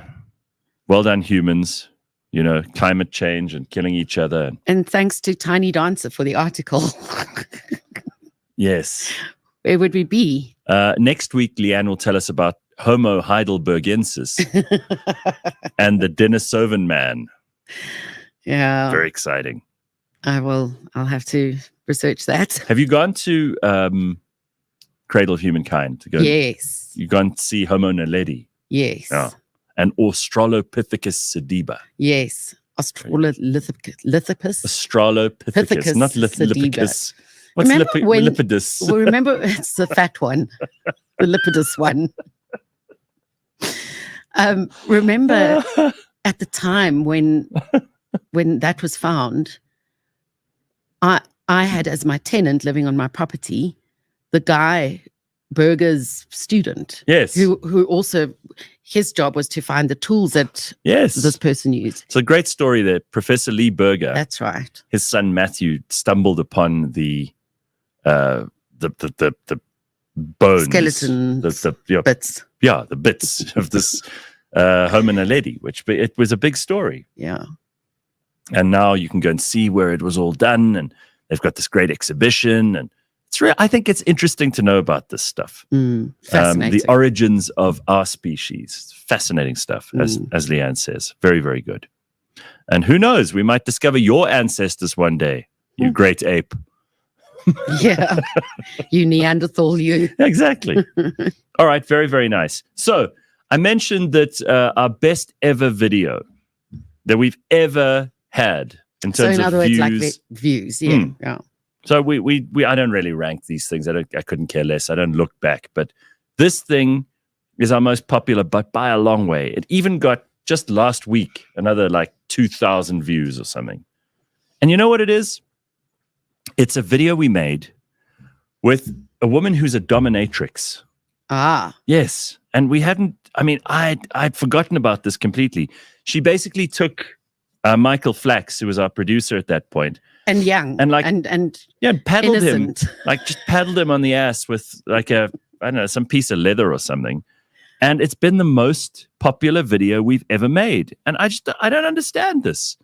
Well, sex sells, you know. But it's not sex. And frankly, Yvonne, the woman in it, she's not like wearing, you know, like this bizarre outfit or anything. People just loved it.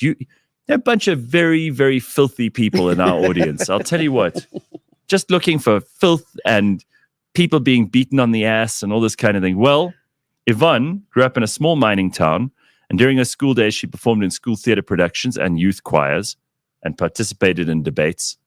And then just decided, no, I'm going to be a dominatrix. No, I'm kidding. That's not how it went. But we'll find out all about that now, because she studied drama at the University of Pretoria, started her career in the late 90s doing TV ads, and her first professional acting job was a cameo role as a drunken lady in a red dress sitting on a bar stool in the British film Bravo 20. So she's been in movies. She's best known maybe as her role as Pietra Malherbe ter Blanche on the first 2 seasons of the SABC2 soapie Seven de Laan, which has launched so many careers. But we know her best from our YouTube channel. And here is the clip.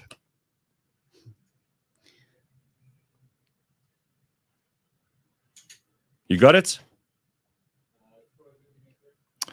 Oh, God, James, you're really setting yourself up to be beaten this morning. You're going to be beaten today. Yeah, that deserves a beating. Oh, my God. Luckily, we have a dominatrix here to sort you out. Goodness me. Unbelievable. Anyway, we'll show you the clip in a second. But Yvonne, it's nice to have you here. Thank you for inviting me onto the Yeah, show. no, it's Nice lovely. meet It's you, lovely to Leigh-Ann. see you again. You too. So you haven't, I mean, did you even know about the success of this video? No, I've shared the video a few times, but I actually never looked at the views. I didn't know it was that popular. I'm glad. It's massively popular. Beats everything. I mean, I get like celebrities in here and we talk to them, and I've had some of the world's smartest and cleverest and best and most interesting people. They love you more.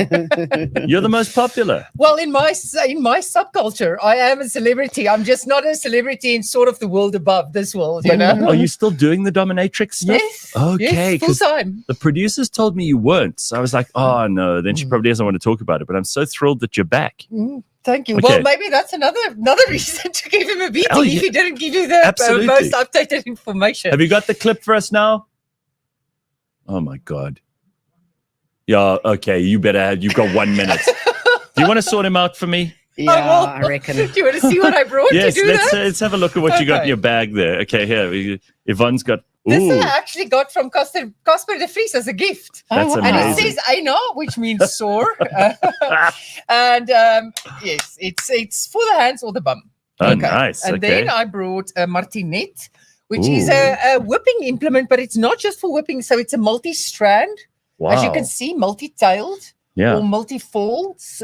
You also call this folds, and it's from leather, and it's a traditional French implement, martinet. Okay. It's very severe, quite severe. Okay. Less so if it's used over clothes. Okay. And I'm sure we're not going to let your producer strip naked today. No, God, no. Okay. No one wants to see that. What's And then that? This is a strap. So it's a thick leather strap, but it's a belt-like implement, as you can see, and it's very heavy. And you can use it. You can't use it on the hands; it's too thick and heavy. But Leigh-Ann, it's for use give on it a the bum. feel. Give it a feel. Let me Go give it on. a feel. Yes, you can give Alright. yourself a soft swat on the hand. It's like very limp. But heavy. Yes. So if you want to try this one, you can. No, on try the the A hand? nothing. Oh, that gives quite a sting. Yeah, give me a clap. Ooh. It's like a high five. Okay. All right. Okay. And then the last implement is this one, and it is a Ooh. wooden paddle, a beautiful one with a mother of pearl inlay. I don't know which is my camera anyway. Yeah, anyway, it doesn't matter. Yes, so We can- it's quite a Stunning. it's a very severe paddle actually, because as you can see, it's quite thick. It is thick. Yeah, Oh, so that's it's like for a- use not on the hands, That's like a but on cricket. the bum. You know what that is? That's a Right. cricket bat for those hobbit-like Yeah, that's creatures. true. Yeah. Yes, it It is like Oh. a mini cricket bat. Those hobbit-like creatures would have used that to play cricket if only they were smart enough to have survived. It's very pretty. Yes, it Sure. is. Okay, so now, do you administer beatings? Yes. To what? Like, you obviously can't talk about who your clients are, but it's a community. So this is what fascinates me about all of these people who are into this stuff, because I've never really been into the whole S&M. What is it? BDSM, isn't that the? BDSM. Yeah, BDSM. That's that group that they boycott Israel as well, aren't they? What? Oh no, that's BDS. Sorry, I Okay. always get them confused. But okay, so the BDSM community, you get so it's bondage, Discipline.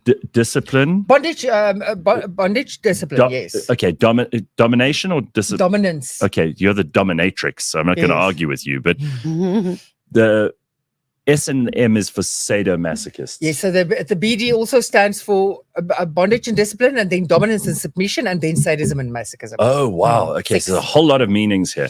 So how big is this community? It's massive. It's millions of people worldwide, millions and millions. I mean, it's Amazing, hey? It's sometimes just as simple as, somebody likes to be tied to the bedpost while they are making love, having sex, or it is just as simple as maybe somebody likes being choked during sex. So often it's on the lighter side and on the heavier side, but on the lighter side, it's sexual practices. But then, the way I always explain it, if you look at those old family trees of, say, the royal family of England, so there was the first ancestor at the top, and then it branches out like a tree. Yes. The roots of a tree.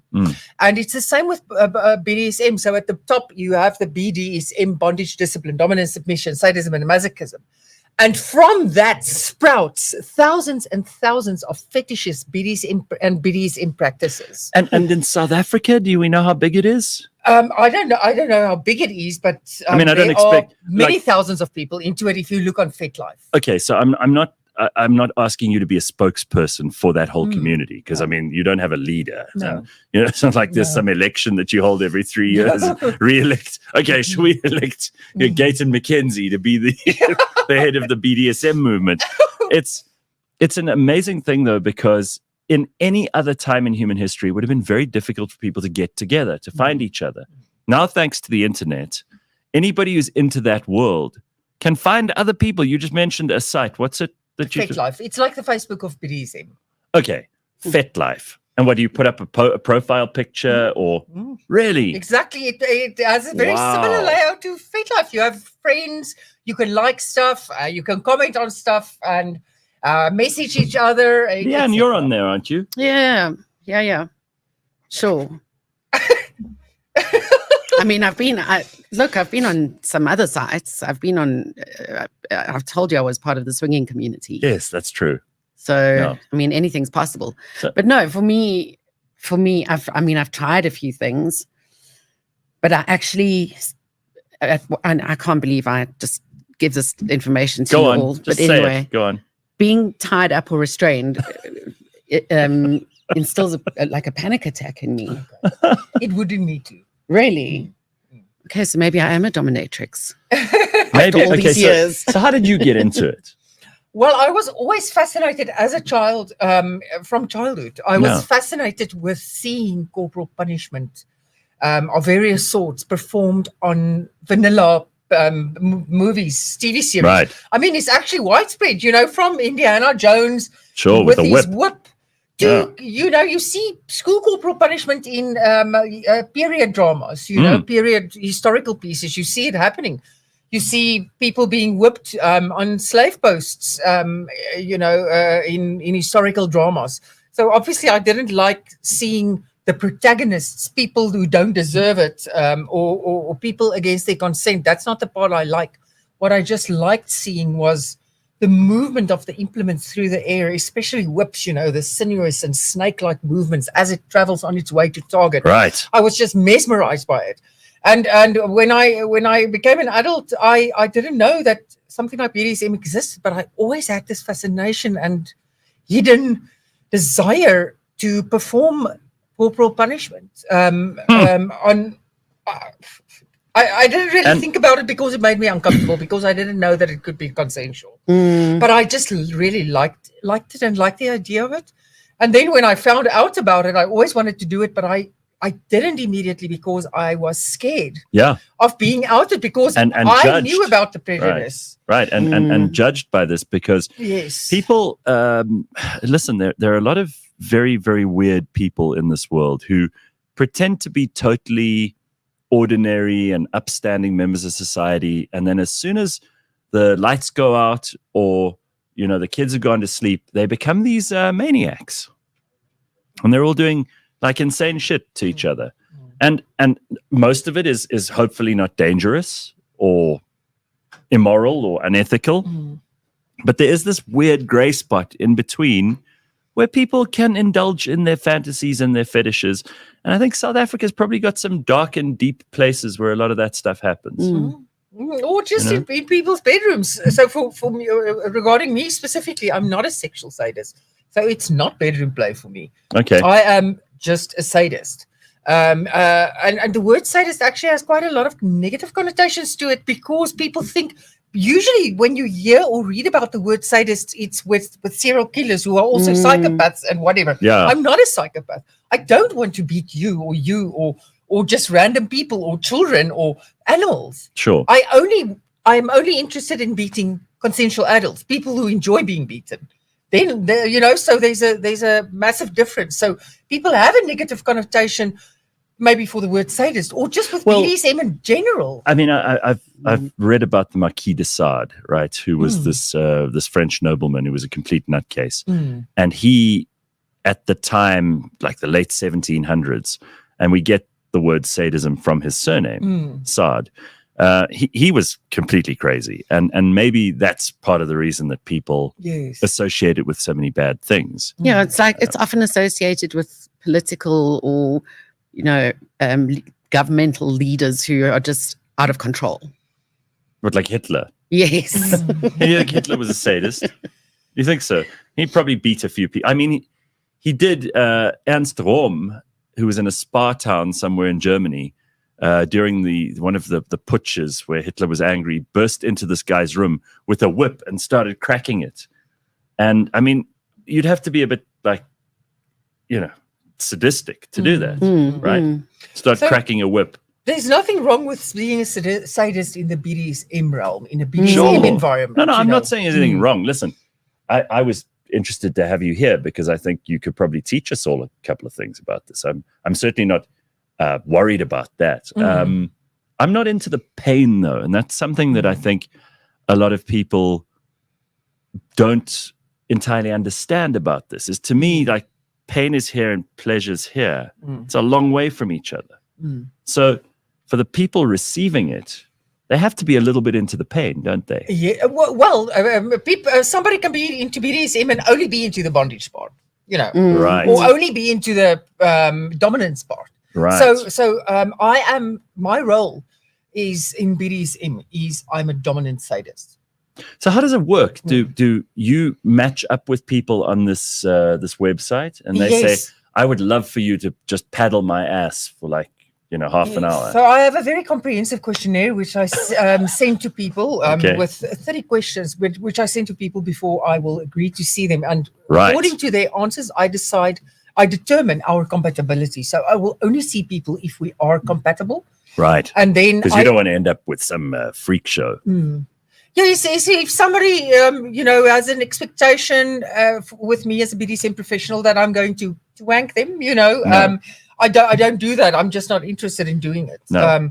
Wanking random people. So, God, I'm very pleased to hear it. Yes. So I Good for you. specialize in corporal punishment and discipline.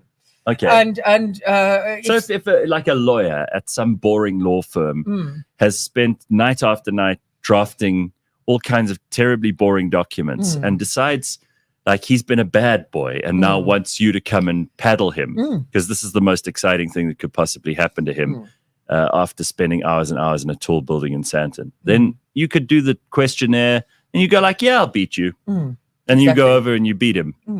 So that is what you said now, excitement. That is one of the three main reasons why people would see somebody like me. Right. Is excitement.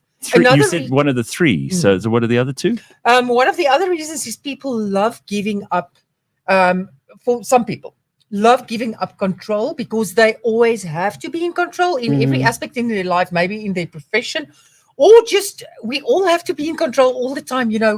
There's traffic and you have to try and be in control of where you drive and to be on time, and just simple things like the traffic, the food.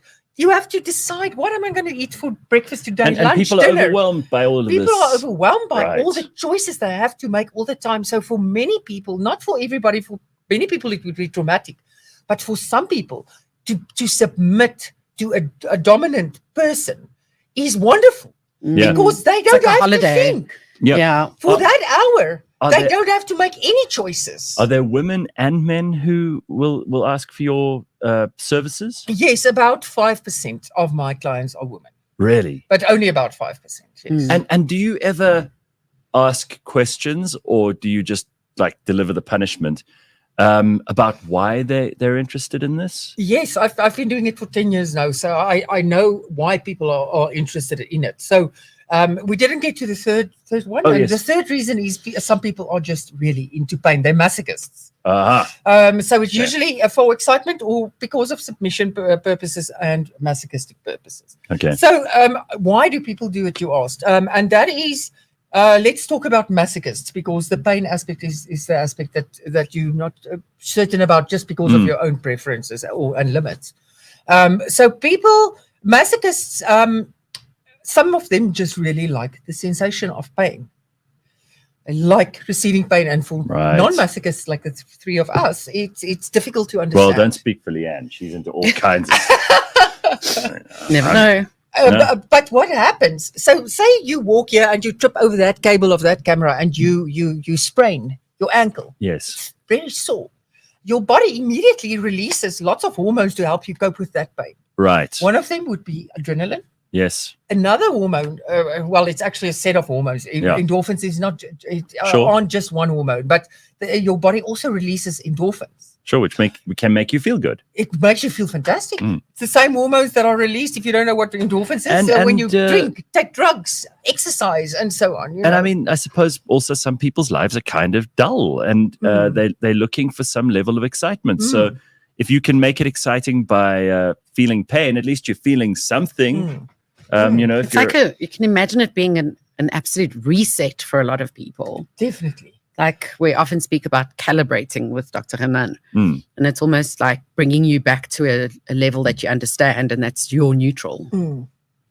Yes, so it has if somebody wants the pain and they go to somebody who's skilled at delivering it for an hour long, that it is very beneficial to them. So, it is beneficial to their lives in general, and that beneficial effect, it's called subspace. It lasts for days, and it makes them feel euphoric, but also proud of themselves. Good in general. I remember like they still did corporal punishment at school when I was at school. Yes. And all of the guys at school, they didn't do it to the girls. I don't think they beat the girls. No, they did. They did? Yeah. Sometimes. Yeah. Less often, but they did. Okay. Well, when we used to get a hiding, or 6 of the best if you were really bad, like it was bamboo cane, and the headmaster would smack you on the ass. And then we would make a little line in our tie, and like you could tell some really bad kids at the school just didn't even have a tie left because they'd been beaten so many times. Because you would pull a thread out Right, to mark exactly. it. Oh, you put a thread out. Yeah, but we were kind Yes, of proud I of remember ourselves. that. We were kind of like, I just got a hiding because I'm a, little shit.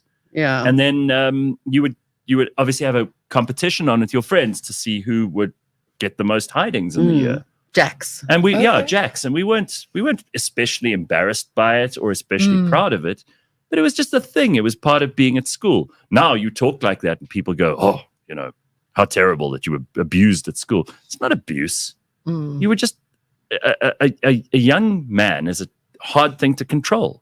Like if you're a teacher or a headmaster and you're trying to get these out of control, unruly little shits to behave, like sometimes you have to beat them. I don't know how teachers manage it now, because at least for a little while after that, you would behave yourself.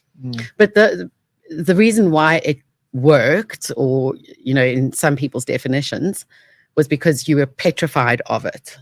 And it was more the build up. It needed to be a punishment that you would not want to have. Otherwise, you would just do it all the time. But I think Gareth was more referring to juveniles, because I am vehemently anti-corporal punishment on children. But I do condone corporal punishment on juveniles, because I think you were specifically referring to an age 16 and above. Yeah, more, listen, than children. I certainly don't. I don't think it's ever right to beat kids, and I don't know how schools would go about disciplining kids now. You don't just, a boy, you don't send to the naughty corner. You don't say to them, you've got to sit there quietly for an hour. That's hell on earth. They'd rather just get hiding. But there's what I've seen a lot of schools doing now, and obviously more overseas than here, is instead of things like corporal punishment, instead of things like writing lines or sitting in a corner, they're engaging them in things like meditation, counseling to find out trying to do that why they did what they did. Imagine doing that with a hyperactive 17-year-old kid. It's not going to work. Yeah. Well, just now that you've mentioned writing lines, for most masochists, adult masochists in the BDSM realm, obviously they're adult, in the BDSM realm, people would much rather receive corporal punishment than write lines. And it's still a punishment that I often give to people, is to write lines. Really? Yes. Okay, so you don't even administer physical punishment to people. Sometimes you just treat them like they're a bad person who needs to be punished. And things like corner time is very popular. I like to give people corner time. Yes, or I take privileges away from them. They can't watch TV. There's many. And they listen to you? Yes, of course. Yes. Yes, if they submit to my authority, either if it's one of my two slaves, then BDSM slaves, then they always submit to my authority permanently. So how does this start? Do they come to you and say, I'm going to pay you X amount of money and I want to be your slave? No, I won't accept just somebody like that as a slave. Oh. No, both my slaves, my one slave I've known for nearly 10 years and the other one I've known for 2.5 years. And slavery is illegal. It is illegal. But BDSM slavery means something different. Okay. So it's consensual pre-negotiated slavery. So you've had this slave for 10 years. No, he only became a slave 3 years ago. So how does that work? How did it start? So it's actually a very comprehensive answer, which I'll try to condense. There are many different types of BDSM slavery. So you get some people who are into domestic servitude, So that's useful around the house. Yes. So some people can be Clean the domestic toilets. slaves. Some people are sex slaves. Right. Some people are. In my case, it's just general slavery. So I can use them for anything I want, and I use them for my sadistic pleasure. Sure. But I also, when they visit me at my house, they enjoy being slaves. Yes. And when they're at my house, I also use them for domestic servitude. If I'm there, I'm not going to lift. If they're there, I don't lift a finger. They pick up from my dog poop to washing my dishes to making coffee and cleaning my lenses of my glasses and just anything. God, how fantastic that you found a way around the slavery problem. This is what maybe I should just join this community. I can have people working for me Even though I'm not into it, I can pretend, Yeah. and then I can have slaves, and they can't give me shit about it. Yeah, no, they can't. Wow. Not if it's consensual, pre-negotiated And do these BDSM people- slavery. These people have jobs, they have lives, they have responsibilities in the real yes. world. They're not like losers who are. Not at all. Okay. Submission does not mean that you're a weakling, that you're a loser at all. So some people submit only for the hour or the half an hour that a session lasts, or the 3 or 4 hours. And do they pay you? Then they pay, yes. My slaves don't have to pay me to be my slaves. We are No, but you certainly don't pay them. no, Hell not no. at all. No. No, that's the whole point of slavery. With my slaves, there's no money that changes hands. It's something else. Right. Completely. I love my slave more than I love most of my family members. Really? Yes, You have two? I have to. And do they do different things? No. It's I'm actually a relatively simple creature in the BDSM realm. I'm dominant and I'm a sadist. Do your slaves So- have to get along? Yes, they must get along. They call each other brother. Oh, Yes, okay. And they know because each they're other. brothers in pain. Yes, they And know, each other very well. well. Yes. What, Sure. Do they look? Are they older, younger? Do they? One of them is in his 50s and one of them is in his 20s. Wow, so there's a big age range. Yes, the oldest person I've beaten was in England 2 years ago, and he was 89 years old. He has unfortunately since passed Yes, away. the Duke of Rutland. Yeah, I remember him. He was into that Personal stuff. friend. And the youngest Wow. person I've beaten was 19 years old. 19, huh? Yes. Straight out of school, and then I need you to beat me. Yeah, I'm Unbelievable. missing the beating I used to get. in Yeah. And school. now that you mentioned school, even though I'm That's obviously the only like place, I mean, like I've never been beaten since school. So it's the only thing I can think of in my life. Do you that want I could to be? relate. No, thanks. No. I mean, I'm was- here. it- If it's you're never- curious. It's just like some people are into it and some people aren't, right? So how do you know if you're into it? Well, people will usually know. But what triggered a lot of masochists was the school corporal punishment culture. Otherwise, how would you have known? Yeah, in South Africa, it was abolished in 1995. Yeah, so so if there's somebody been- was There in are no school new inputs. in 1995, they would be more or less in their mid-40s by now. Yeah. So that is why worldwide, because school corporal punishment and judicial corporal punishment was more or less abolished worldwide in most countries in the last 30 to 50 years. Right. So that is why the average age of masochists, most masochists, are between 40 to 90 years old. And they are younger masochists, but they are far less than they were the So previous are you decades. worried about a supply problem? It will That you're gonna eventually run out of die out. masochists? People do realize that they're masochists in other ways, but the school corporal punishment system, as well as home corporal punishment by parents, it triggered a lot of people. Wow. It triggered this masochism. But I think, just my personal opinion is that people are born either a masochist or not. You know, they're going to be into it or they're not going to be into it.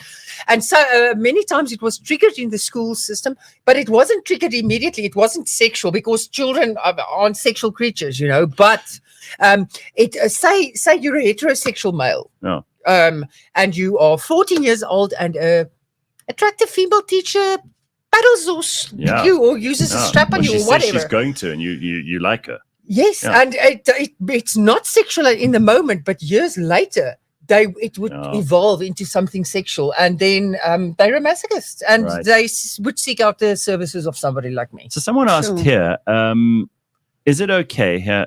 This is from Marco. He says, are men allowed to have female slaves to beat? A genuine question, because we also live in a country where we've got gender-based violence and we hear all of this stuff. And if you're a woman who actually wants that, or you like being choked or whatever, you got to be super careful because, I mean, for the guy, it could be very dangerous. He could end up being called an abuser, even if he isn't. For you, it's very dangerous. You could end up with a guy who is actually abusive. You start off thinking it's just fun. Like, how does that work? How do So you it's guys very control easy. that? It's very easy to answer. His name is Marco. It's very easy to answer your question, Marco. So, yes, it's okay for a male And dominant. Marco, by the way, he's so into it that he's in a wheelchair now. He was beaten, so. Come on. Oh my God. so it's very easy. Is it safe? Yeah. Is it sane? Is it consensual? So it can only be consensual if it's an adult. Yeah. And if they are able to give consent. Right. Okay. So they mustn't be Retarded. unconscious. Yeah. They mustn't be compromised in any way, mentally. Right. So is it consensual? If somebody gives enthusiastic consent, I'm not going to talk about consent here because it's easy to research how to ask consent, Sure. and it's going to eat up some of our time. Is it consensual? Is it sane? Is it safe? How do you work out if it's sane? So you could end up with some properly screwed up people. So sane. It mustn't. So I am a sadist. I must always control my bloodlust and make sure that I am still in a sober state of mind, because just like endorphins are released for the masochist receiving the pain or the submissive, so it's like a high. I also get high. You get a high. Also go on high from the it's just so fantastic. Have you ever beaten someone so hard that there was blood? Yes, I often do, because I specialize in judicial corporal punishment, which means it's South Africans. Let me give you a reference. Pre-1995, when judicial corporal punishment was still happening in South Africa. So many people remember maybe talking about police canings. Let me tell you that is how hard I can cane. I reckon we could use you in our justice system. Yes. We could use it is you. Very effective. A couple of people who like litter, just like petty crimes, crime. Littering, speaking horribly to an adult, all that kind of thing. If you're rude, if you're just a rude, obnoxious person, we send you around and you just deliver a good beating. It is very effective. It was very effective for petty crime. Misbehaving, judicial corporal punishment. Right, and if they steal from a shop or something, give them a beating. So just to get back to that question, there's just a final to say something final on it, and that is, so if it's safe, sane, and consensual, then you can go ahead and find somebody who wants to be beaten by a male dominant, a female, and yes, go ahead and have fun. Very good. Well done to you. You carved out a niche here. Do you have a shambok? Yes, I love shamboks. Oh, I actually wanted to bring it right. with today, but then I thought the poor Uber driver might be. No. I mean, how do you transport all this stuff? Or what other implements that you didn't bring are too big to actually fit into your bag? So I transported it in a big fishing rod case. Wow. Yes. I specialize in the use of the cane and the shambok, and I have a vast collection of shamboks. Even hippo hide shamboks. If I ever do come back on your show, I will bring it hide up. shambok. Yes, so hippo skin, hippo leather is hippos are protected, but they're not endangered. So it's a legal leather trade. So hippo skin is so hard and thick and dense that it feels like wood. So it's a very severe type of shambok. Here in South Africa, we're lucky enough, well, I think it's lucky enough that shamboks are sold at traffic lights. That's the most common type of shambok that you get in South Africa, at the traffic lights. But then you get much more severe shamboks the police used to use for riot control. They used to use rubber shamboks. You get plastic shamboks that you can buy at co-ops, or specialist stores, I think. I don't know where, except co-ops. And then you get hippo hide shamboks and other leather shamboks. But hippo hide shamboks are the most severe types of shamboks that you get. But you get the last one. And that is, it's called an oxenziemer. And it's a type of shambok. Yeah. And it's made from a bull's pizzle skin, a bull's penis skin. Bull's pizzle. Yes. There we go. Yes. It's very severe. Very severe. Bull's pizzle. Cheapers. You want one of those now, don't you, Leigh-Ann? Leigh-Ann's always wanted to say, if you come near me, I'll just use my bull's pizzle on you. So last time we had you on, and the video that got all this reaction, it was young Michael Flax, who has become a very responsible and a serious person. Married man. He's married. He's got a good job. He makes a lot of sense. He's a model citizen, actually. Okay. And I think it has to do with the fact that you beat him into shape. Okay. I think you could take some credit for that. So, James, come here quickly. Oh, boy. Come here. Flex, do you think this is a good idea? Not Flex, but Flex, our the producer. Okay. Okay, so, James, just come here. It has to be consensual, though, remember? Yeah, of course. No, we'll ask his permission. So, James, come here. Just stand here with Yvonne. And just tell us, James. So, James, you've choose your weapon. Sure. James, so do you consent to this?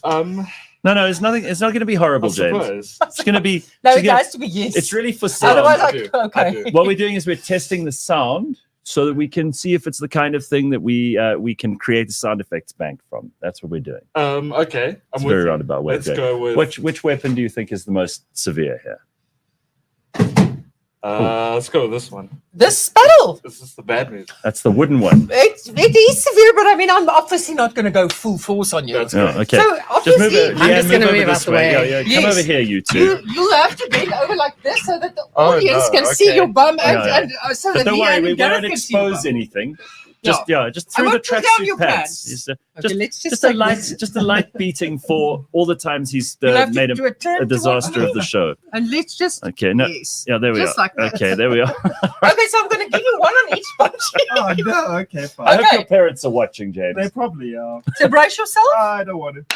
Okay. That's not so soft. bad. How was that? No, it's not alright. so bad. Okay, well, I said two. Okay. So let's do a medium one. Okay, don't clench your butt because if you clench, then I'm going to have to redo it. Okay. Okay. All right, Stop very it good. there. I'm okay Okay. with that. Yeah, that James, was medium severity. Go before we Are you change our okay? mind. I'm good. I'm all good. Okay, good. Because we were James. going to get the Shambok. I know there are a lot of people in the comments. Thank you, James. Is there a name for people who enjoy watching that? Yes, for years. Right. So what kinds of serious job prospects are there for people in this line of work? Well, Can you make good money? Is it something you could do all the time? And as you said earlier, it's not for you. It's not sexual at all. So I think a lot of people don't understand that. They would imagine it's a kind of sex work, which it really isn't for you. it is classified as sex work. So It even is. though I never it remove my is. clothes, Okay. even though I'm always fully clothed, and even though I don't perform traditional sex acts, Hmm. it is still in the adult industry, and I am a sex worker. Okay, so in other Yeah. words, if you go and you've checked out the client and you're happy to like administer punishment to them, you're going to get your high, they're going to get their high, everybody's going to be happy. But if you get there and it's some creepy dude and he's wearing like holy underpants like Joost van der Westhuizen in War, and he wants you to beat him, and then he's going to get all like aroused. And I mean, do you ever go like, ugh, I don't want to do this anymore, I'm out? No, my pre-session, You'll check it out first. my questionnaire and my pre-session protocol Very is very thorough. comprehensive, Right. I've never encountered a creep, but it is sex work. It's classified as sex work, and it is unfortunately still criminalized in South Africa. And You're I joking. don't hope that it will become decriminalized. So I don't Wow. want to talk about money at all. Sure. That was one of your questions. Okay. But another one of your questions, just in terms, I have multiple streams of income. So I do in-person sessions, but I also am a adult content manufacturer. So I manufacture spanking content and sell it on big international sites. Is it big? Massive. So a lot of people pay for that? Yes, because I sell on some of the biggest porn and BDSM sites in the world. Wow. Okay. American sites. Okay. So I'm not breaking any South African laws. No, but that's cool. No, because it's illegal in South Africa to manufacture pornography as well. So anyway, I'm not breaking the law. No, And then I also sell HIPAA Shambox. I don't manufacture them myself, and but I Pizzles, can you give us one of those? yes, well I can show you. I can bring it with if I ever come to the Yes, show again. will. I will. You know what? Considering how popular you are with our filthy audience, we've got to have you back regularly. So Yes, I I'm glad wanna- you're also kinky. just want to read you some of these comments. You can tell they're all filthy. Vyasan, harder. Bitcoin, but harder. Hugh, James finally gets what he deserves. Tracy, she went easy on him. These people just All voyeurs, I'm they telling you. Yeah. You filthy bastards. You should be ashamed of yourselves. You should be punished. In fact, I'm sending the dominatrix to all of you after this. Bitcoin But says, cheers, James. James got off lightly. I can did. take 10 times that. You see? Oh, well, come and visit me, James. There we go. No, who was it? We have? Oh, do you have the video? Okay, this is the video that originally got all these views. And I'm so happy to have you back. So I'm nice very to happy see you. to see I'm so you glad again. you're still doing this stuff because one of the producers told me, no, you'd stopped and you'd become, like some boring Hausfrau in some Not at all. suburb. And okay, thank God. Okay, here it is. Here's the video that started it all. I'm prepared to try this. Okay. So let's warm me up. Okay. And then let's go with tickle touch over here. Okay. So then you can bend over with your bum to the camera and bend over a bit. And then usually it will be on on a naked bum, but it's like this. Oh, yo! It was so soft. My bum's so soft. I'm sure it's also warm now. It stings. Yeah. Imagine how it feels on a naked bum. Okay, let's do the next one while it's still numb. Okay. What's next? What's next? Well, there's no swinging space for the cane, so I'll use the Ochsenzimmer. It's a bull spizzle whip. A bull spizzle. Yes.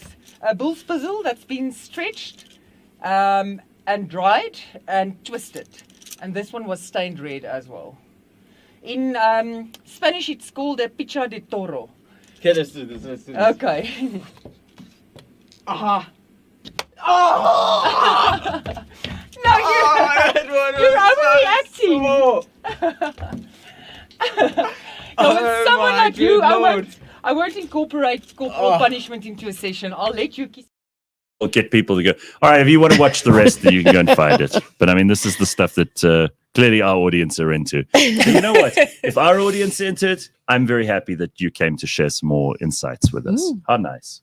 Isn't that great, Leigh-Ann? Yes. See, I was happy never to a be dull here. day.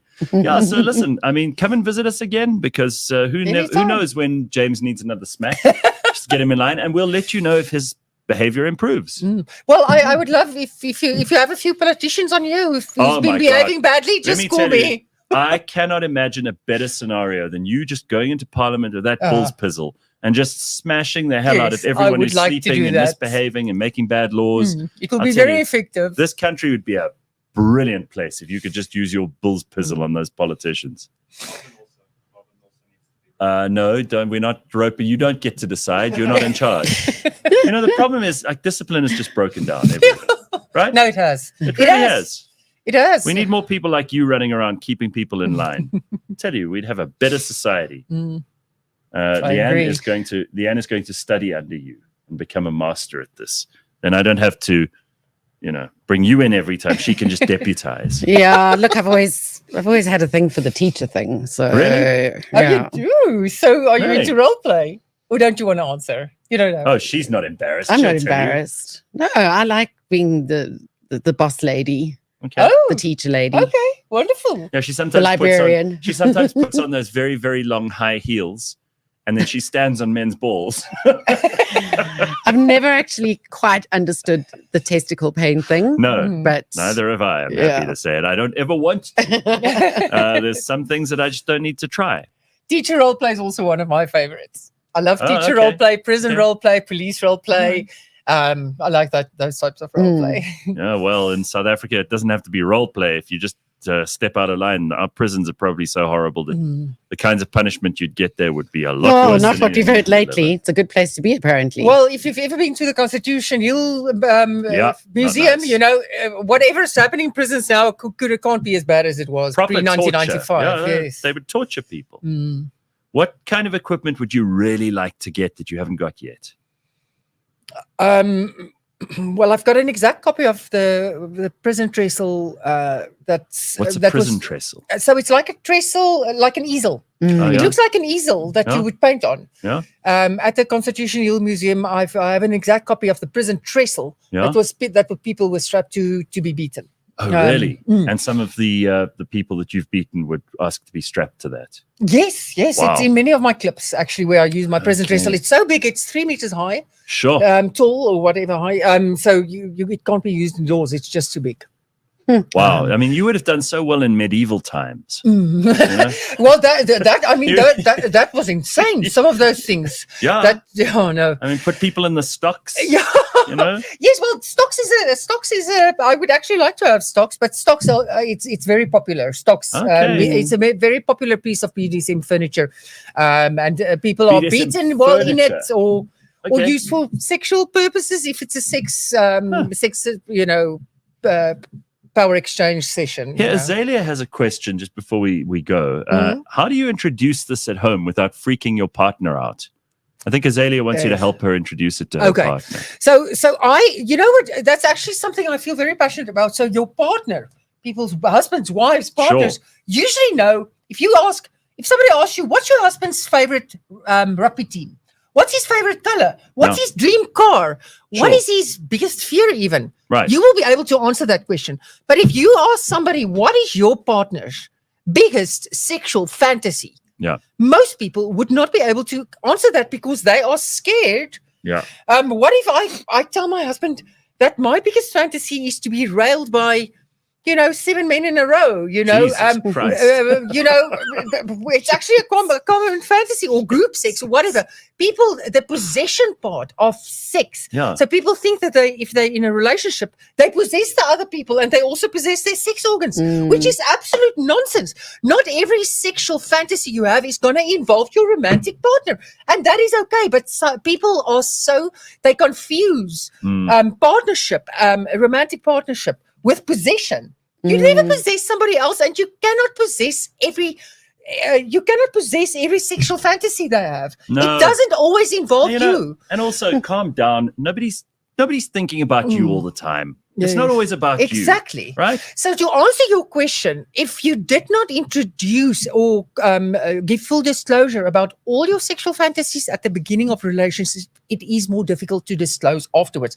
But there are ways, and that is, you can always write down a variety of sexual fantasies, including all yours, and tell your partner them in to there. do, and then put it in a fishbowl, Tabo says and then make a game out of it. Tabo you says know? in the comments, 7 black men in a row would send your husband spiraling. Well, I said 7 men in a row. But anyway, hell. 7 Okay. black men. Yeah, I'm up for that. Listen, anyway, so there's many different ways that you can introduce sexual fantasies later in a relationship. But anyway, it's going to take me a while to explain. So No, listen, this is good. sure. Okay, Yes. so if people wanted to get hold of you and find out more about this, Yes. is there a place that they can find you? Yes, so they can go to www.mistressbatten.com. Mistress Batten. Yes, and then they can also go onto Twitter where That's a good website URL, because if they can't spell, they're already out of the runnings. Yeah. If you can't spell mistress, you don't know it has Yeah. 2 S's at the and end. it's Batten, Baton. Right. And then I'm also on Twitter, so you can just search Mistress Batten on Twitter and a lot will come up. And, Beautiful. I'm also on FetLife as Mistress Batten. Very good. Well, listen, Yes. keep doing your excellent work. Thank you. I would love for you to take control of our politicians at some point, but I don't think it's going to happen. And you know what? If consenting adults want to do this stuff and it makes their lives more interesting, how amazing that there's someone like you to help them out. Great. Thank you for Very inviting me onto the show. It was really Sure. nice to see you again, and thanks for the lovely questions. Sure. What a pleasure. Nice to see you. All right, everybody. That's all we got time for this morning, but we will see you on Wednesday, bright and early at 6 a.m. Don't miss it. I'm going to fucking shut. Reporting. Try that shit one more time, you better fucking catch. I'm gonna show you something for that.